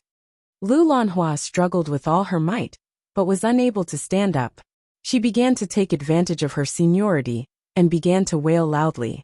That scream was so loud that it sounded like Yun Jian had really done something to her. Pa! Just as Lu Lanhua was crying, Yun Jian slapped Lu Lanhua's face. Lu Lanhua was flung hard. Oh heavens! Oh heavens! Are you all dead? There's someone bullying the elderly here, and you're just watching without helping. I curse you all to go to hell. Lu Lanhua saw that no one came to help her, so she began to mumble to herself. Just as she shouted, Yun Jian took out a butterfly knife from her pocket. She nimbly swung the butterfly knife a few times and pointed it at Lu Lanhua. If you shout again, I'll kill you. Lu Lanhua suddenly saw the knife and was so frightened that she took a deep breath. But when she thought about how there were so many people around, would Yun Jian really dare to kill her? She definitely wouldn't. Thus, Lu Lanhua became even more impudent. Come on. Come if you have the guts. I don't King believe that you dare to lay a hand on your grandmother. Before she finished speaking, Yun Jian had already grabbed the butterfly knife and stabbed it at Lu Lanhua. Chapter 1065. The old woman, Lu Lanhua, was extremely detestable. Everyone present wanted to get rid of her as soon as possible. What shocked everyone was not that Yun Jian, as a granddaughter, could do such a thing to a grandmother. Anyone would have hit Lu Lanhua if they were in her shoes. But Yun Jian had taken out a knife? Everyone present was thinking that Yun Jian had taken out the knife just to scare Lu Lanhua. Lu Lanhua was naturally afraid of death. She dared to provoke Yun Jian because she was confident that Yun Jian would not do it herself. Even if Yunjian's talent was terrifying, even if she was the director of new crews, but she was just an ordinary girl. She was still underage. How could a normal girl hold a knife and attack a person without batting an eyelid? She was not an assassin or a secret agent. How could she be so calm when she saw blood? A normal person would be scared to death when they went to the hospital for an drip. Some would even faint when their blood was drawn. Even if Yunjian was different from others, she was still an underage girl. Just as everyone thought of that, they felt a tug in their hearts. Everyone saw Yunjian grab the butterfly knife and stab it down. She pressed it against Lu Lanhua's cheek and pressed it in. The knife pressed into Lu Lanhua's wrinkled cheek. The butterfly knife was very sharp. Yunjian specifically chose sharp knives to attack. Therefore, when the knife pressed slightly into Lu Lanhua's cheek, Lu Lanhua's face was cut open. Blood slowly dripped from Lu Lanhua's cheek along the blade of the butterfly knife and splattered on the ground. B***tch. How dare you touch your own grandmother? Aren't you afraid of divine retribution? Although Lu Lanhua was a tomboy, she was still a cowardly old woman who bullied the weak and feared the strong. The knife in Yunjian's hand really stabbed into her cheek. She immediately rolled around and screamed. Yunjian was quick to act. She stabbed the butterfly knife into Lu Lanhua's face and soon, Lu Lanhua's skin was split open. At the same time, Yunjian's faint but frightening words came out of her mouth. This stab is a gift in return for what you did to my mother. Today I'll give it to my mother as a dowry. Could this be used as a dowry? Everyone present was shocked by Yunjian's words, and their mouths twitched. However, based on Lu Lanhua's attitude towards Qin Yiru back then, this stab was really enough to vent her anger. This stab could be considered as helping Qin Yiru vent her anger. Qin Yiru had come out of the house not long after Lu Lanhua had come over to cause trouble. However, when she saw Yunjian hitting Lu Lanhua, she did not stop her. She was no longer the weak Qin Yiru, who did not allow Yunjian to fight back when Lu Lanhua attacked Yunjian. Moreover, Lu Lanhua dared to do this to Yunjian and was about to stab her with the bamboo pole just now. Forget about Yunjian hitting Lu Lanhua. Even if Yunjian did not, Qin Yiru would not let Lu Lanhua bully them again, even if she had to risk her life. The crowd was shocked by Yunjian's words just now. Just as they came back to their senses, they saw Yunjian giving Lu Lanhua another hard slap with the side of her face, slamming Lu Lanhua, who was jumping up and trying to break free to the floor again.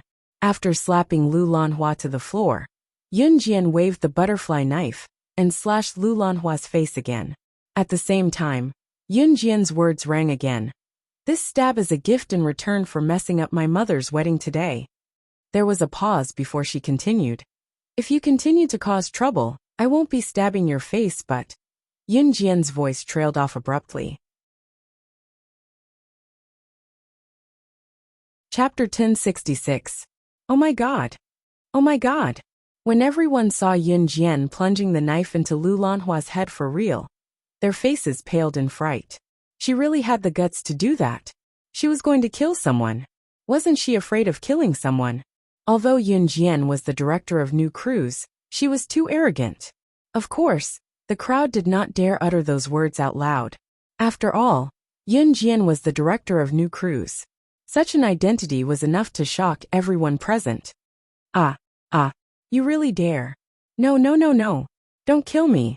Don't kill me. No. Lu Lanhua's wrinkled face made everyone feel disgusted just by looking at it. This version of Yunjian made her feel fear and dread. However, just as the crowd reacted violently, the butterfly knife in Yunjian's hand was already plunging into the center of Lu Lanhua's forehead. Lu Lanhua was so frightened that her face turned pale. She shut her wrinkled face in an instant, unable to struggle free. After she closed her eyes, her entire body trembled. The villagers from afar saw the butterfly knife in Yunjian's hand as she plunged it vertically into Lu Lanhua's head. The knife was sure to slice Lu Lanhua's head in half. The moment her skin and flesh split open, Yunjian suddenly turned the knife around and slit the blade across Lu Lanhua's head. She only scraped off a layer of black flesh from Lu Lanhua's head. At that moment, other than Ce, who was not far away, No one saw Yun Jian staring at Lu Lanhua's eyes. Her X-ray vision on Lu Lanhua's eyes had a clear yet blurry luster. At the same time, in the eyes of the crowd, Lu Lanhua's head was merely scraped. What Lu Lanhua saw, however, was Yun Jian stabbing the woman's head with the knife and breaking it in half. Hypnosis. Yun Jian had used hypnosis on Lu Lanhua. Therefore, what Lu Lanhua saw was Yun Jian stabbing her in the head, and her being stabbed to death by Yun Jian. However, what the bystanders saw was that Yun Jian had used a knife to cut off a layer of skin at the edge of Lu Lanhua's forehead. Ah, I'm dead. Dead.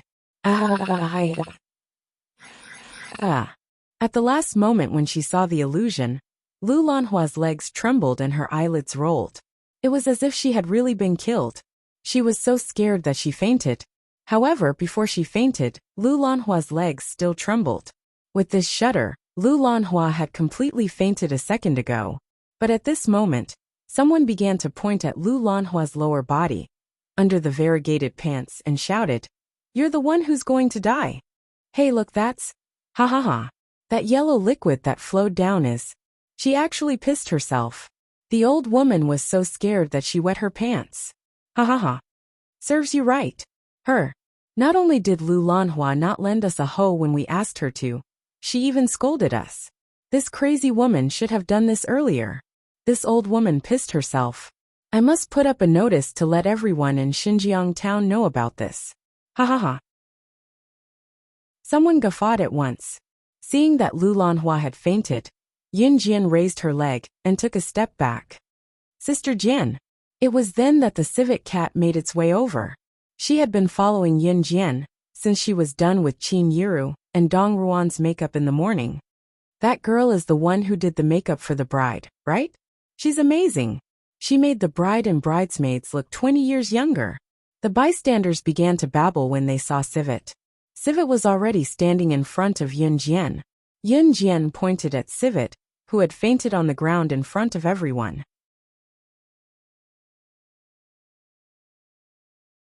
Chapter 1067. Although the raccoon had a baby face and looked very young, she was actually very strong. Raccoon grabbed Lu Lanhua's collar and lifted the unconscious Lu Lanhua up. He then dragged her out of Zhang Meihua's house. The group of people who were still exclaiming about Yun Jian's ferociousness despite being so young and pretty just now widened their eyes. Not only was Yun Jian ferocious, even Yun Jian's subordinate Tanuki, who looked like a weak makeup artist, was ferocious as well. It was a pity that the people around them did not know that Tanuki was not a makeup artist. The raccoon was an expert in the art of disguise. The art of disguise could completely change a person's appearance into another person. Even the other person's own parents wouldn't be able to recognize them. To be able to turn someone into someone else, her makeup skills must be impeccable. Making someone beautiful was only one of her skills. In the crowd's opinion, a girl who knew how to put on makeup was mostly gentle and weak. Why was Tanuki so ferocious? Tanuki was not only ferocious, she had once killed a bull with a single punch. She was the strongest female warrior in the Kosha mercenaries. Of course, the people around them did not know about this. Tanuki was already dragging the unconscious Lu Lanhua out of the house. The surroundings quieted down, as if everything had returned to normal. "Mom, let's go back." Yun Jian took out a napkin from her pocket and tested wiping the butterfly knife a few times. Once she was done wiping the blood off the knife, she closed it nimbly and put it back into her pocket. She then extended her hand to lift Qin Yiru's wedding gown slightly and walked into the house. "Xiao Jian, don't bother with people like that next time." Qin Yiru pulled Yun Jian's hand over and patted the back of Yun Jian's smooth and soft hands with her calluses. Qin Yiru was completely different from the old her. If it was the old Qin Yiru, she would not be advising Yun Jian to ignore Lu Lanhua. Instead, she would be reprimanding Yun Jian for being violent towards an elder. "Amen, Mom." Yun Jian nodded with a grin. If it were not for Lu Lanhua's blood stains on the floor, the people present would not be able to recognize this young girl, who was beaming radiantly. Was this really the same girl who did not hold back when she was being ruthless just now? Yun Jian held Qin Yiru's hand gently as they entered the house.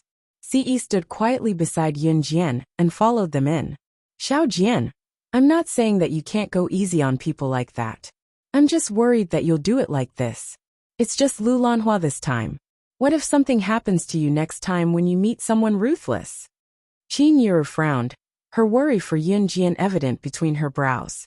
She was not saying that Yun Jian could not go against people like Lu Lanhua.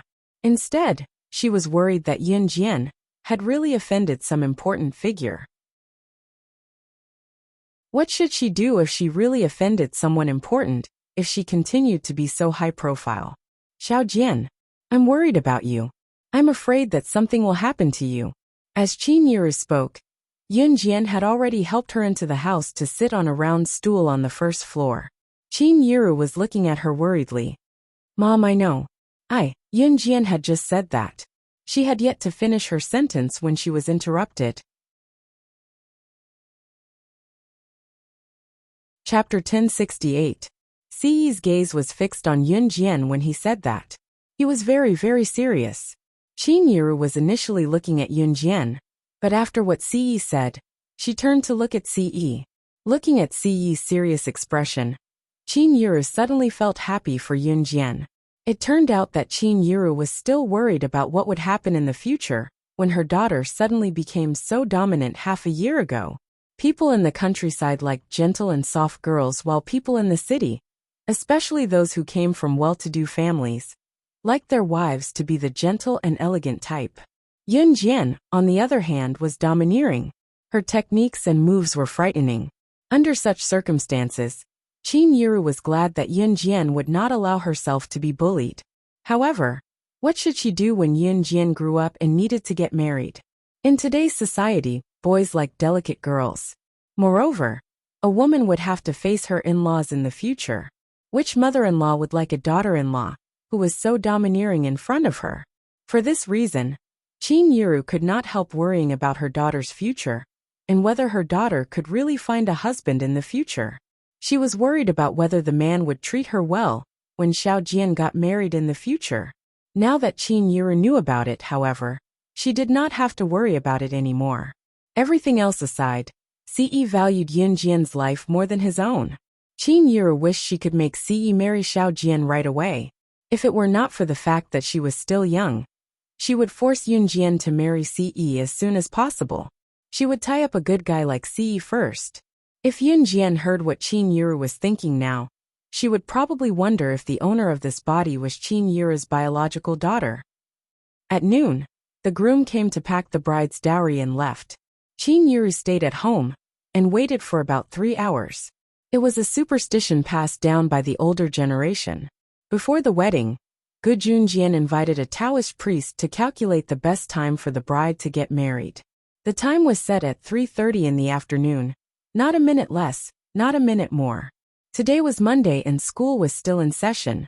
Knowing that Qin Yiru was getting married, Lu Fian asked her mother to send some money to Qin Yiru, even though she couldn't skip school. Lu Yin's mother also came over to help today. Although Lu Fian couldn't come over herself, she had already done her best. Lu Jingji's mother was grateful to Yun Jian for saving Lu Jingji's father, so when she knew that Qin Yiru was getting married, she woke up early in the morning to help. The group was bustling with activity. At this time, it was 3:30 in the afternoon. It was time to send the bride to the groom's house. Qin Yiru got into Yun Jian's Ferrari sports car, and the Civic Cat drove them to Longmen City. As Yun Jian was still underage and did not have a driving license, the Civic Cat drove Qin Yiru all the way. The firecrackers by the roadside went off incessantly. A fiery red Ferrari sports car drove at the front while 19 luxury cars and sports cars followed closely behind. Each of the 20 wedding cars cost a fortune. Usually, wedding cars would be in pairs during weddings. 20 could also be understood as I love you. At this moment, the wedding cars followed closely behind the Ferrari sports car. Following closely behind the Civic Cat were the wedding cars driven by the 4 leaders of an Hun group. From Xinjiang town to Gu Yunjian's house in Longmen City, a red carpet was laid out from the beginning to the end, symbolizing a red wedding that would last forever. 20 cars, with the fiery red Ferrari sports car in the lead, cruised slowly on the red carpet. The firecrackers went on incessantly. This was no doubt the largest wedding in Xinjiang town, Longmen City, Zhe province, and even the entire country. At 3:30 in the afternoon on May 21, 1999, Qin Yiru walked out of Xinjiang town in the most glamorous manner. All the residents of Xinjiang town came to watch her get married.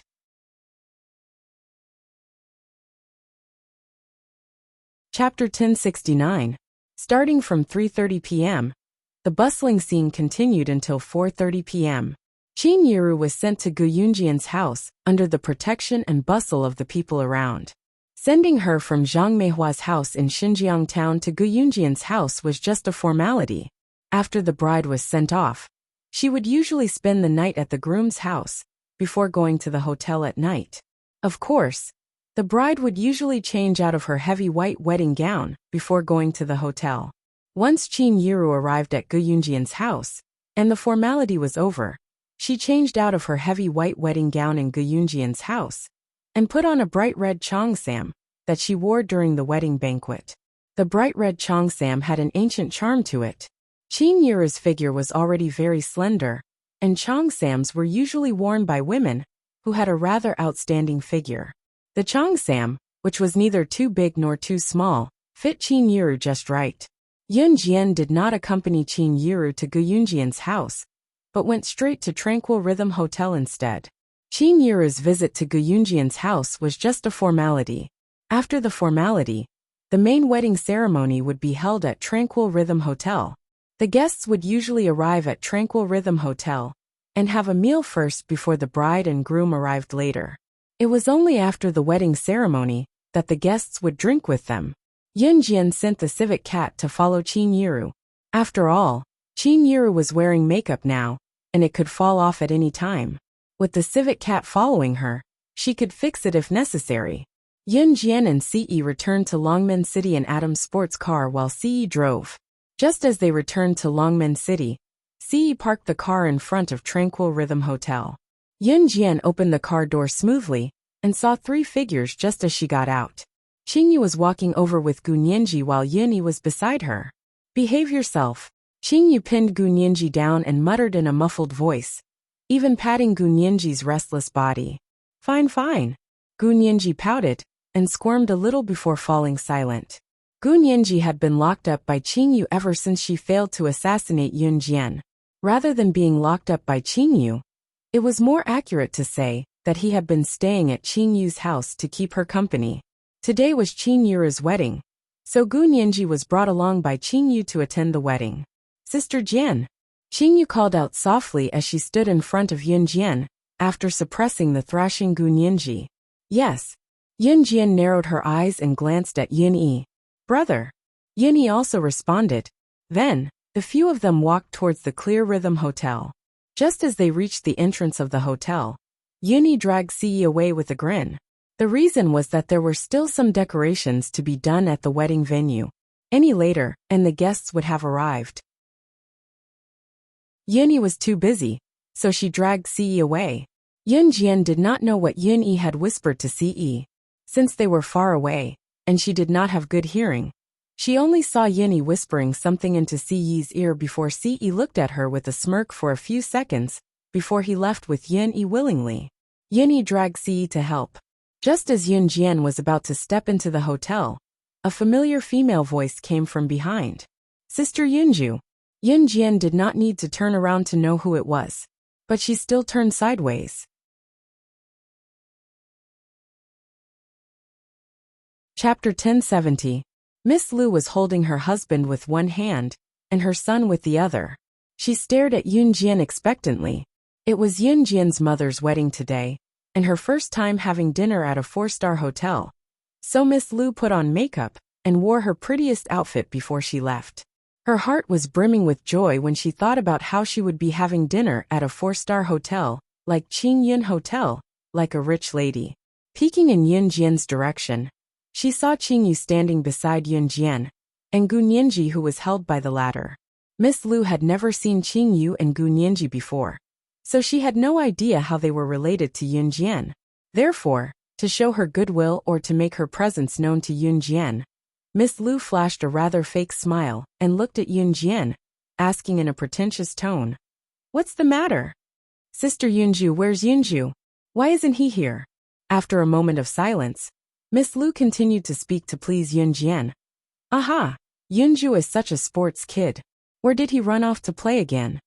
Miss Lu knew that Yunjian doted on her younger brother, so she said that to match the topic with Yunjian.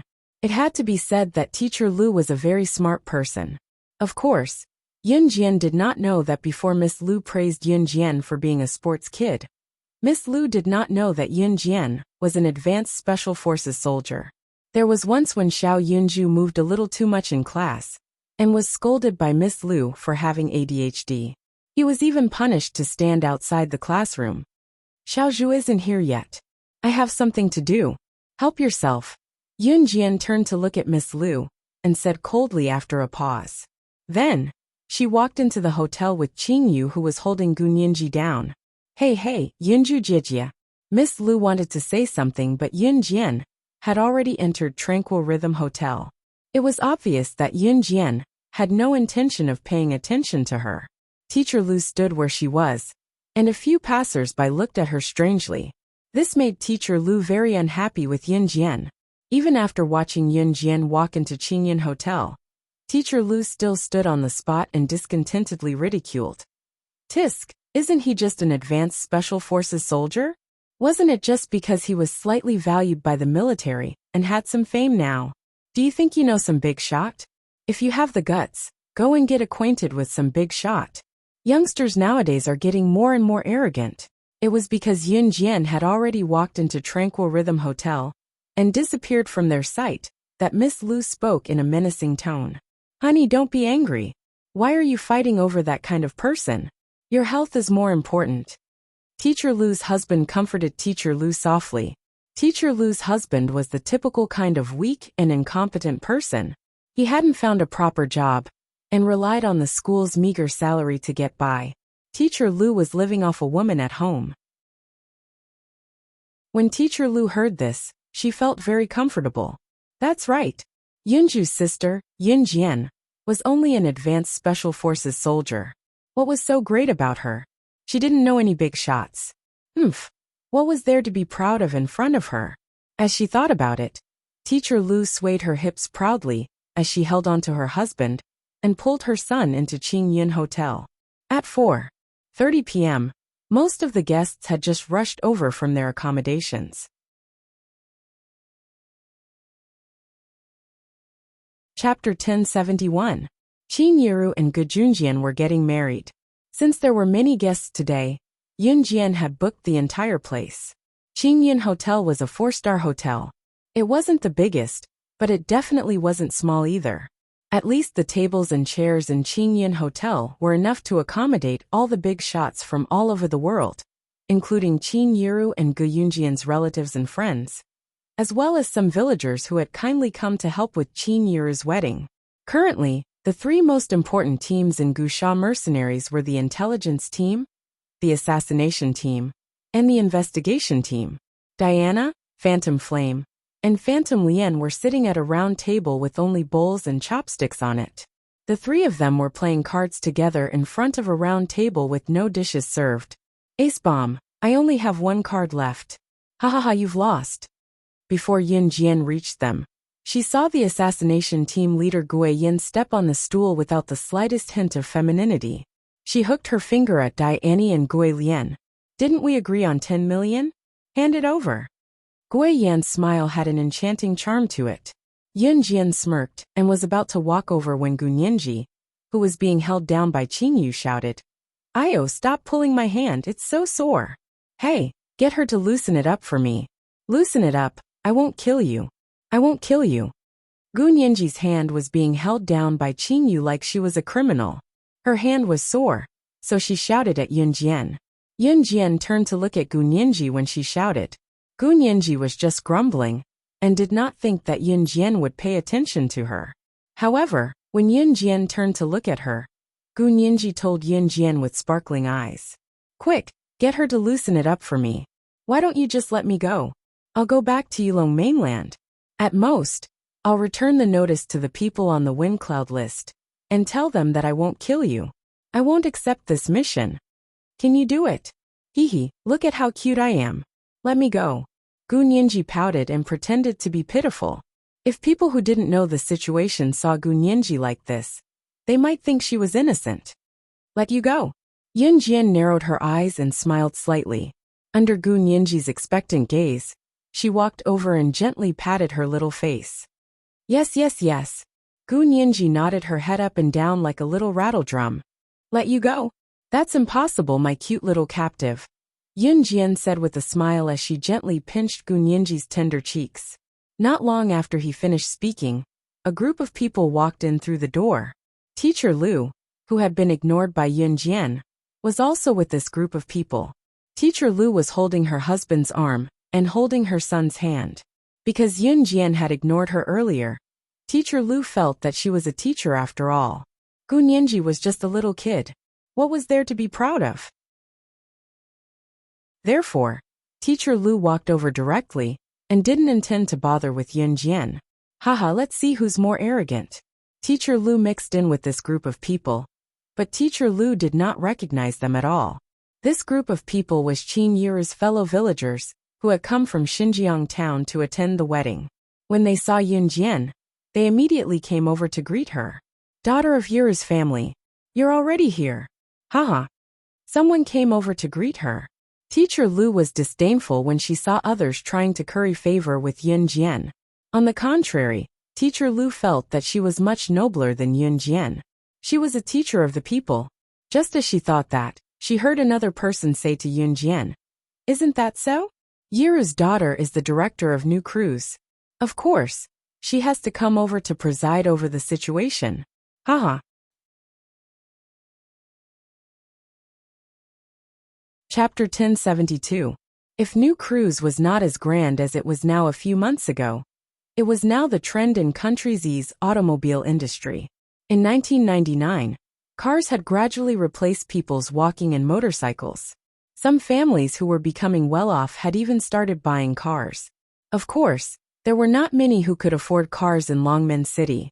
In spite of it, New Cruise's name had spread far and wide. Miss Lu did not know about New Cruise. It was impossible for her not to know about the company. A huge company like New Cruise had become a presence that Miss Lu was fearful of. Therefore, when she heard that Yun Jian was New Cruise's director, Miss Lu let go of her husband and son's hands almost instinctively and jogged toward Yun Jian. After a pause, Miss Lu looked at Yun Jian and stared at Yun Jian in disbelief. Your New Cruise's director? Miss Lu used every ounce of energy she had to ask the question that seemed absurd to her, but was nonetheless astounding. Yun Ju's elder sister, Yun Jian, was not only an advanced Special Forces soldier, but also New Cruise's director? Her identity as New Cruise's director alone was enough to strike fear into Miss Lu's heart. If Yun Jian really wanted to make a fuss, she could just crook her finger at Miss Lu's school principal, and the latter would probably expel her. In the real world, the winner was king while the loser was a bandit. It was an unchanging law. Therefore, when Miss Lu learned that Yun Jian was New Cruise's director, she changed her attitude toward Yun Jian right away. This, Sister Yunju, I didn't expect you to be so capable, Miss Lu said with a fake smile. Yun Jian had already seen through it. She had planned to ignore Miss Lu at the hotel entrance, and when she saw her just now, Miss Lu had pretended to be arrogant to ignore her and give her a hard time. However, when she heard that Yun Jian was New Cruise's director, Miss Lu was stunned and rushed up to Yun Jian to express her goodwill. To be honest, Yun Jian disliked people like Miss Lu very much. However, before Yun Jian could speak to Teacher Lu, another mocking voice was heard. However, this mocking voice was even more ear-piercing than Teacher Lu's. Haha, could this be the legendary grand wedding? This was a female voice that was even more boastful and arrogant than Teacher Lu's. Or rather, compared to Teacher Lu, this female voice was even more luxurious. It was the kind of noble aura that could only be felt from a real lady. Yun Jian didn't need to turn around to know that the voice belonged to Gu Xian's biological mother, Hua Yin. Gu Xian had already returned to China. He was still at Gu Yunjian's house, and planned to come over with his bride, Qin Yiru. Ever since Hua Yin divorced Gu Junjian and got together with Hu Chaochuan, She had been dressing up like a rich lady every day. She was very arrogant. All of this was because Hu Chaochuan had an uncle who was an international big shot. At this moment, Hua Yin was strangely similar to Miss Lu. She was holding her husband, Hu Chaochuan, with one hand and her son, Hu Qixiang, with the other as they walked over. However, compared to Miss Lu, who was a fake rich lady, Hua Yin's every move was more like a real rich lady's. Just as she reached Yunjian, Hua Yin spoke to Yunjian impatiently. Tisk tsk.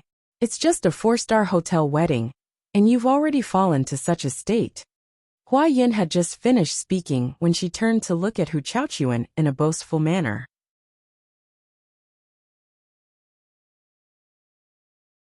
Chapter 1073. Hua Yin's last line was purely to show off in front of Yunjian and everyone else. To Hua Yin, showing off in front of Yunjian was no longer enough to satisfy her competitive spirit. Hua Yin might look like a rich lady on the surface, but she was actually speaking in such a tone and manner. Today, he even asked Hu Chaochuan to invite Hu Chaochuan's uncle, who was a big shot in the international arena, over. Other than showing off to Gu Junjian, Qin Yiru, and Yunjian, Hua Yin liked to boast in front of others as well. Who did not like to show off their abilities in front of others? Some people would even try their best to show off their abilities, even if they did not have any. Hua Yin was such a person. Other than wanting to show off in front of Yunjian, more importantly, she was surrounded by so many people who were dressed like beggars. In particular, there were a few people who looked like farmers. They were wearing military rubber shoes that they used to work in the fields. The military rubber shoes were stained with mud after they had just worked in the fields. Hua Yin saw it. She did not say it out loud, but she was showing off in another way. She flaunted her wedding to show off in front of everyone. You poor peasants are still working dirty, but what about me? She was a rich lady who was at the pinnacle of the international scene, a phenomenon from a completely different world from them.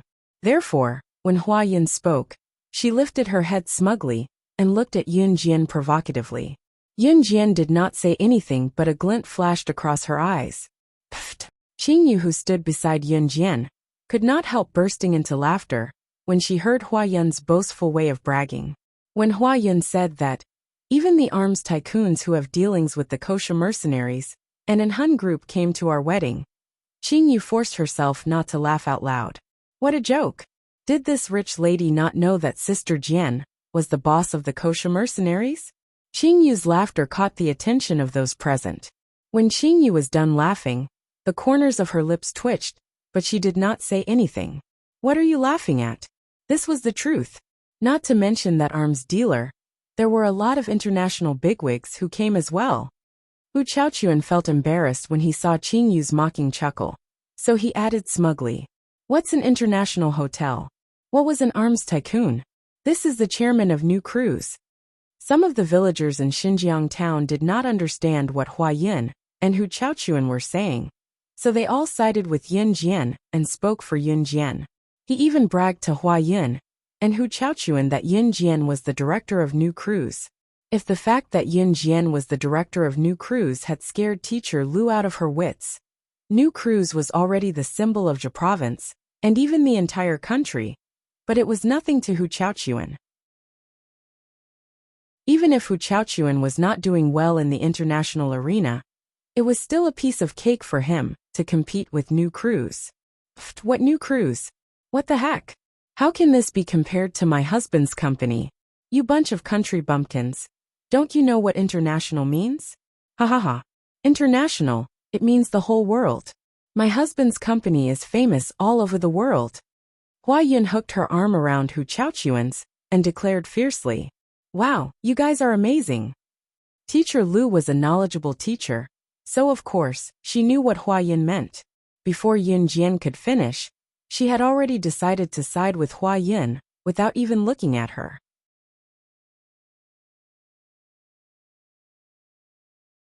Chapter 1074.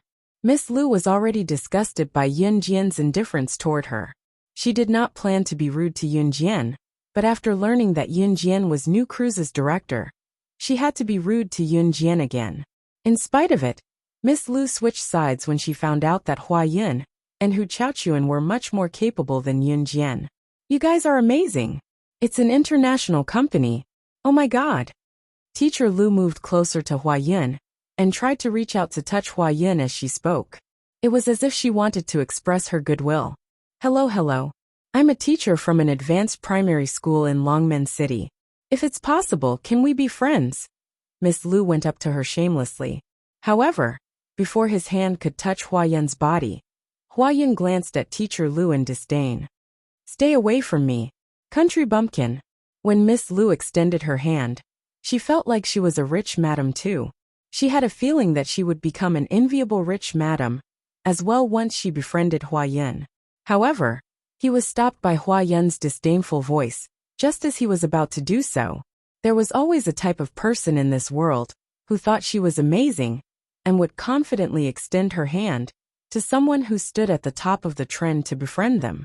Little did she know that she was as insignificant as an ant in the other person's eyes. In other words, if one had never helped others, what right did others have to befriend a lowly person like them? Miss Lu was such a person. She was confident that Hua Yun would acknowledge her when she extended her hand just now. In spite of it, Hua Yun did not even bother to look her in the eye. After Hua Yun said that to Miss Lu, she turned her gaze to Hu Chaochuan and blew him a kiss of love. She was already in her 40s, but she still spoke to Hu Chaochuan in a coquettish voice. Hubby, is Uncle not here yet? Uncle went to park the car. He'll be here soon. Baby, wait a little longer. Don't rush. Hu Chaochuan patted Hua Yun's butt and said wickedly. Just as he finished speaking, everyone saw a strong and sturdy man walk in through the door. This man was probably in his 50s, close to his 60s, but from his appearance he didn't look old. At most he looked like he was in his 40s. This was Hu Chaochuan's uncle Hu Batian. Hu Batian was from country Z, but he had worked hard overseas. Now he had made a name for himself and had transferred his nationality to country M. As soon as Hu Batian walked in, Hu Chaochuan felt his aura change. Although his uncle's company wasn't one of the top 10 international corporations, it could still be considered in the top 20 of international corporations. It was a pity that the global multinational companies only ranked in the top 10. Even so, his uncle Hu Batian was still a very outstanding big shot in the world. Uncle! When Hu Chaochuan saw Hu Batian, he called out confidently. Then, he turned his head and looked at Yun Jian as if she was an ant. He spoke to Yun Jian contemptuously and introduced her to everyone. This is my uncle. My uncle's company is one of the top 20 international corporations in the world. My uncle's company is ranked within the top 20 in the world. Do you understand? Hu Chaochuan was afraid that some of the people present wouldn't understand, so he even emphasized his introduction.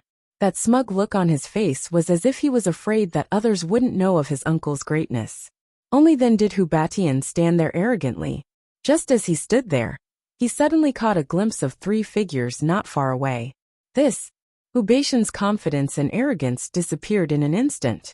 Under Hu Chaochuan, Hua Yun, and everyone else's suspicious gaze, Hu Batian walked toward Diani and the other 2 who were playing cards.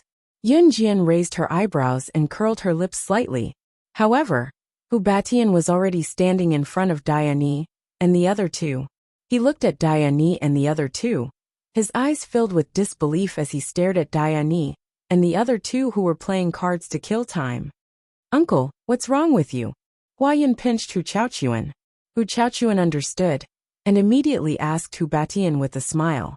As soon as the question was asked, their respected uncle, the uncle that they were proud of, Hu Batian, bowed respectfully toward Diani and the other 2.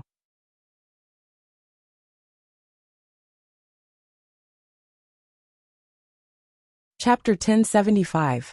When Hu Batian walked over, Diani and the other 2 were still playing cards. They were having a great time. Boom boom boom. I finally won this round. Ha ha ha, give it to me.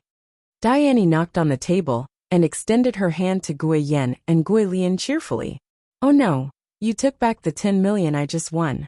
I don't accept this. Gui Yen said carelessly. With that, Gui Yen winked with a smile. She then turned to Gui Lian and said proudly, "But at least I didn't lose anything. I won 10 million from you just now, haha." The three of them were having a great time playing cards, but they blatantly ignored Hu Batian. It was not as simple as ignoring them.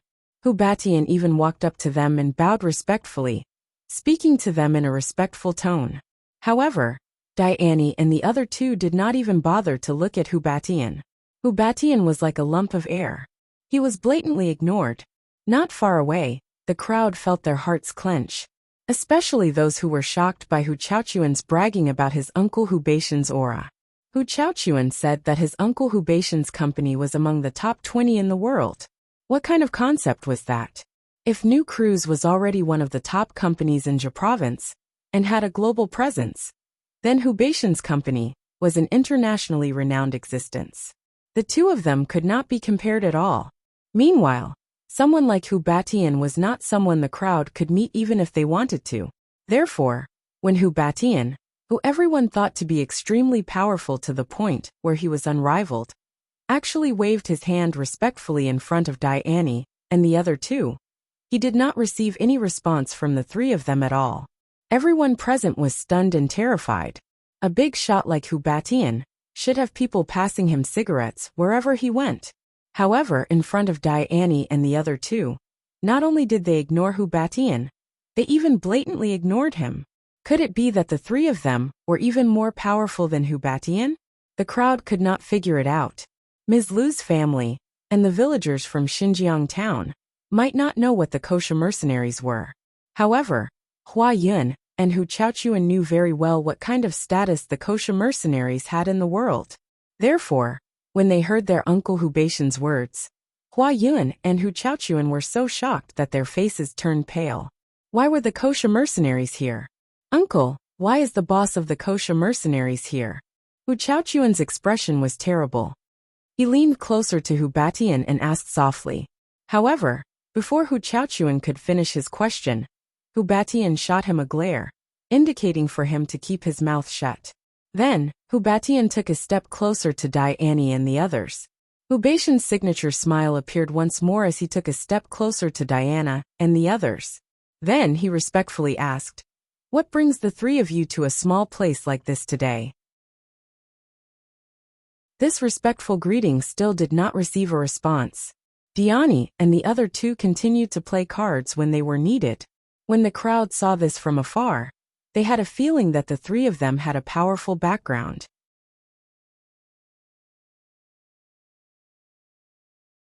Chapter 1076. As soon as Yun Jian finished speaking, everyone present widened their eyes and looked at her, especially Hua Yun, Hu Chaochuan and Hu Batian. The three of them knew the identities of Diana and the other two. They were the three team leaders of the kosher mercenaries executive team. To put it bluntly, the three teams under Diana and the other two were the symbol of the kosher mercenaries. Although Snake, Lizard and Tiger, Leopard had a higher status than Diana and the other two in the international arena, that was not the case.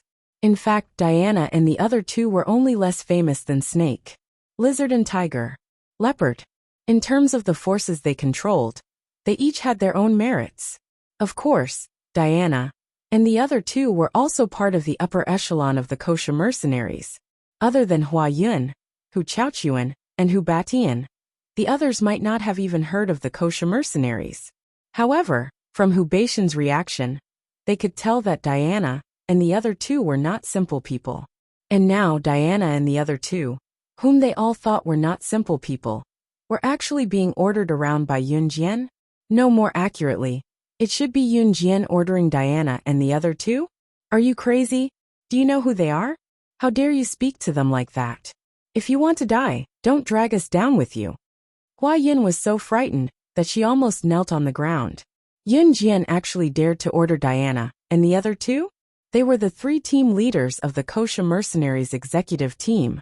Although she did not know why these three super important people were here, Hua Yin was terrified. In spite of it, Hua Yin was scared out of her wits because she was afraid that Yun Jian would infuriate the three important figures by speaking to them in such a tone. If that happened, it would be Yun Jian who caused everyone here to die. This was the fate of those who angered the kosher mercenaries.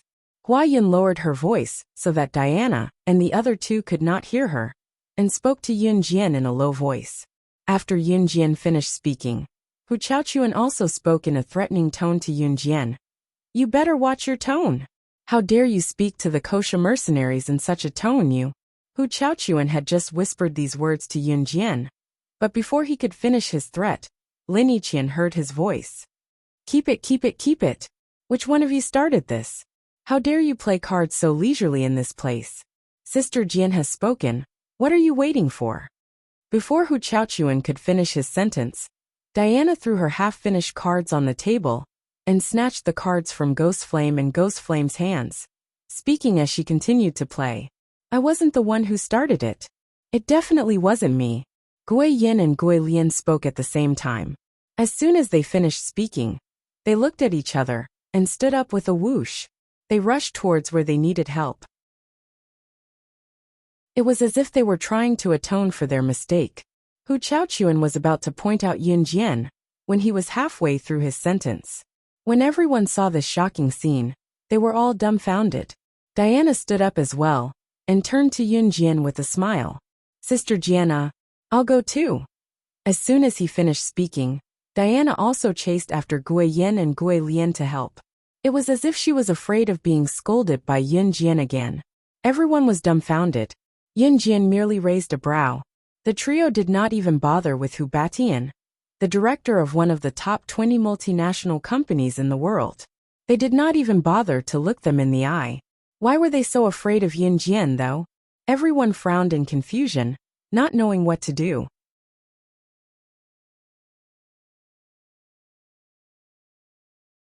Chapter 1077. It was only when Diane and her friends disappeared from their sight that the crowd snapped back to reality. Miss Lu held her son with one hand and her husband with the other. Judging from her expression, she was still at a loss. What was kosher mercenaries? Miss Lu and the rest of them were clueless about the situation. In spite of it, it was not hard to tell from the trio's reaction that the kosher mercenaries were an impressive existence. Miss Lu might be able to understand the meaning of mercenary group. However, the people standing around were farmers from Xinjiang town. Some of them had not even gone to school. How would they know the meaning of mercenary group? While everyone was still wondering why Diane and her friends had addressed Yun Jian as Sister Jian, the trio's faces had turned pale. Hu Batian and his friends were pale with fright. You know them? They were so obedient to her just now. Hua Yun's eyes widened in fear as she watched the scene before her. She was shaking from the shock. Who? Yun Jian turned away nonchalantly with a smile, asking despite knowing the answer. They them. The three team leaders of the kosher mercenaries executive department. Hua Yun's heart nearly leaped out of her chest. Yun Jian chuckled softly and ignored Hua Yun and her friends as she walked into Tranquil Rhythm Hotel. Seeing this, Hua Yun could not help but gulp down a mouthful of air. Hubby, what should we do? She can't really. Hua Yun was afraid. Yun Jian actually knew the kosher mercenaries. Even if Yun Jian had ordered the kosher mercenaries around like what she did just now, Hua Yun did not think that Yun Jian was someone impressive. How could Yun Jian be someone impressive at her age? Panic. What's there to be afraid of? She's just a young girl. Can she go to heaven? Hu Chaochuan was scared as well, but he bellowed at his wife, Hua Yun, in a furious tone. Hu Chaochuan had come to the banquet today with his uncle, Hu Batian, with the intention of bringing his uncle here to show off. Within the top 20 international companies, with such achievements, not to mention being at the level of a super big boss in the world, even in Z country, people would fight to get close to such an existence. Coming to Zhe province's Longmen city with Hubeian status, he could be considered as someone who could do whatever he wanted. However, he did not expect that the three team leaders of the kosher mercenaries would appear out of nowhere. Although Hu Chaochuan was also panicking, he still forced himself to pretend that he could keep his cool and scolded Hua Yun. Don't panic, Hu Batian said with a frown as he waited for Yun Jian to walk away. Yun Jian walked far away, but Teacher Lu and her family were still standing at the entrance in a daze. Hubeian's sinister voice carried a hint of ruthlessness, but at this moment he said, Don't panic. She's just a kid in her teens. As long as you have the money, you can easily invite the kosher mercenaries. Hu Beixian's words calmed Hua Yin and Hu Chaochuan's fear. If Yun Jian could really order Diani and the other two like she did just now, her position in the kosher mercenaries would definitely be higher than theirs. However, how old was she? How capable was she? Uncle, you mean?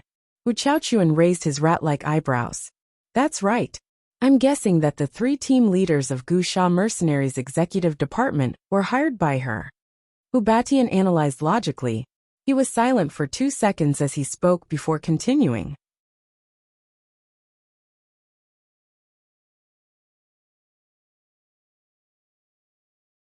Chapter 1078. Here, Hu Beixian's words were like an imperial edict. Especially to Hu Chaochuan. It was all thanks to his uncle Hu Beixian's nurturing that Hu Chaochuan was able to achieve his current status. Therefore, to Hu Chaochuan, whatever Hu Batian analyzed must be correct. He did not even have the slightest suspicion. To put it nicely, Hu Chaochuan trusted his uncle, Hu Batian, quite a lot. However, to put it crudely, Hu Chaochuan was brainless. He believed everything his uncle Hu Batian said without the slightest doubt. Uncle, that must be it. I was wondering why the leaders of the 3 executive departments of kosher mercenaries would listen to that kid so much. So this is the reason. Hu Chaochuan nodded confidently. Kosher mercenaries was a mercenary group. Mercenaries meant that if you paid them to do something, they would accept the mission, be it murder, investigation, counter-investigation, or assassination, as long as the amount was met. When they found out that Yun Jian was the director of a rather reputable company in Longmen City, called New Cruise or something, Hu Chaochuan and Hu Batian were both stunned. Knowing this, Hu Chaochuan and Hu Batian both thought in unison. Yun Jian must be something to be able to run New Cruise at such a young age. Of course, owning New Cruise meant that Yun Jian's income must be substantial as well. With a substantial income, it was not difficult for her to pay to invite the 3 executive department leaders of kosher mercenaries to suppress the crowd during Qin Yuru's wedding today. Of course, if Yun Jian really did spend the money to invite the 3 of them, Hu Batian would know the identities of the 3 executive department leaders of kosher mercenaries. They could put on this show with Yun Jian.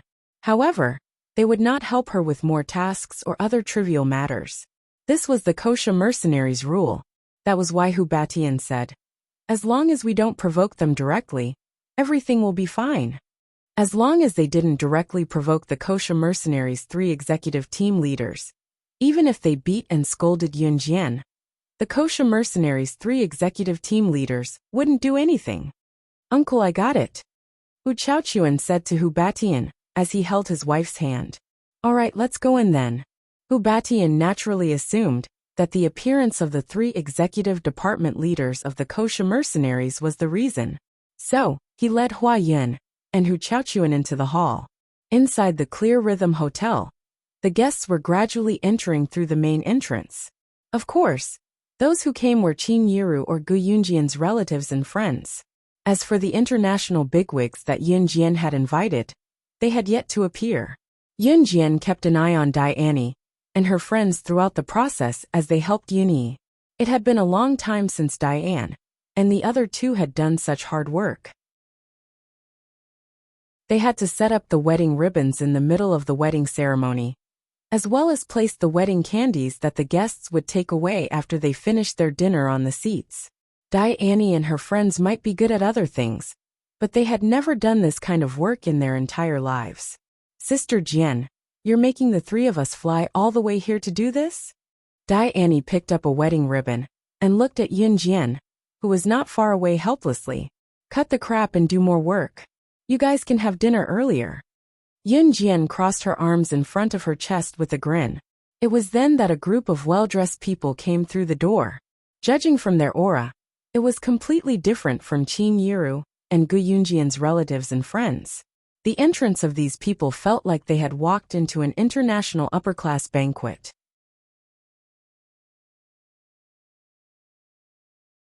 Chapter 1079. From the moment he appeared until now, Hu Batian had the aura of a successful businessman. Even when he saw the 3 executive team leaders of the kosher mercenaries, Hu Batian did not completely lose his composure. Although Hu Batian was scared witless at that time, he didn't show it completely on his face. Although his actions and words were respectful to Diane and the other 2, Hu Batian's aura was indescribable until now. However, just a moment ago, a group of well-dressed people rushed in from the entrance. When Hu Batian turned to look at them, he happened to see them enter. He was so scared that he trembled and stood up immediately. When he stood up, because he was too emotional, Hu Batian accidentally knocked over the stool he was sitting on. He had always maintained a dignified posture, but now he seemed to have lost a few points. Hu Batian almost fell, but fortunately, Hu Chaochuan beside him quickly held him up. "Uncle, what's wrong?" Hu Chaochuan just asked this question. Hu Batian had already stood up and walked towards the group of people who were dressed elegantly. "Uncle, you..."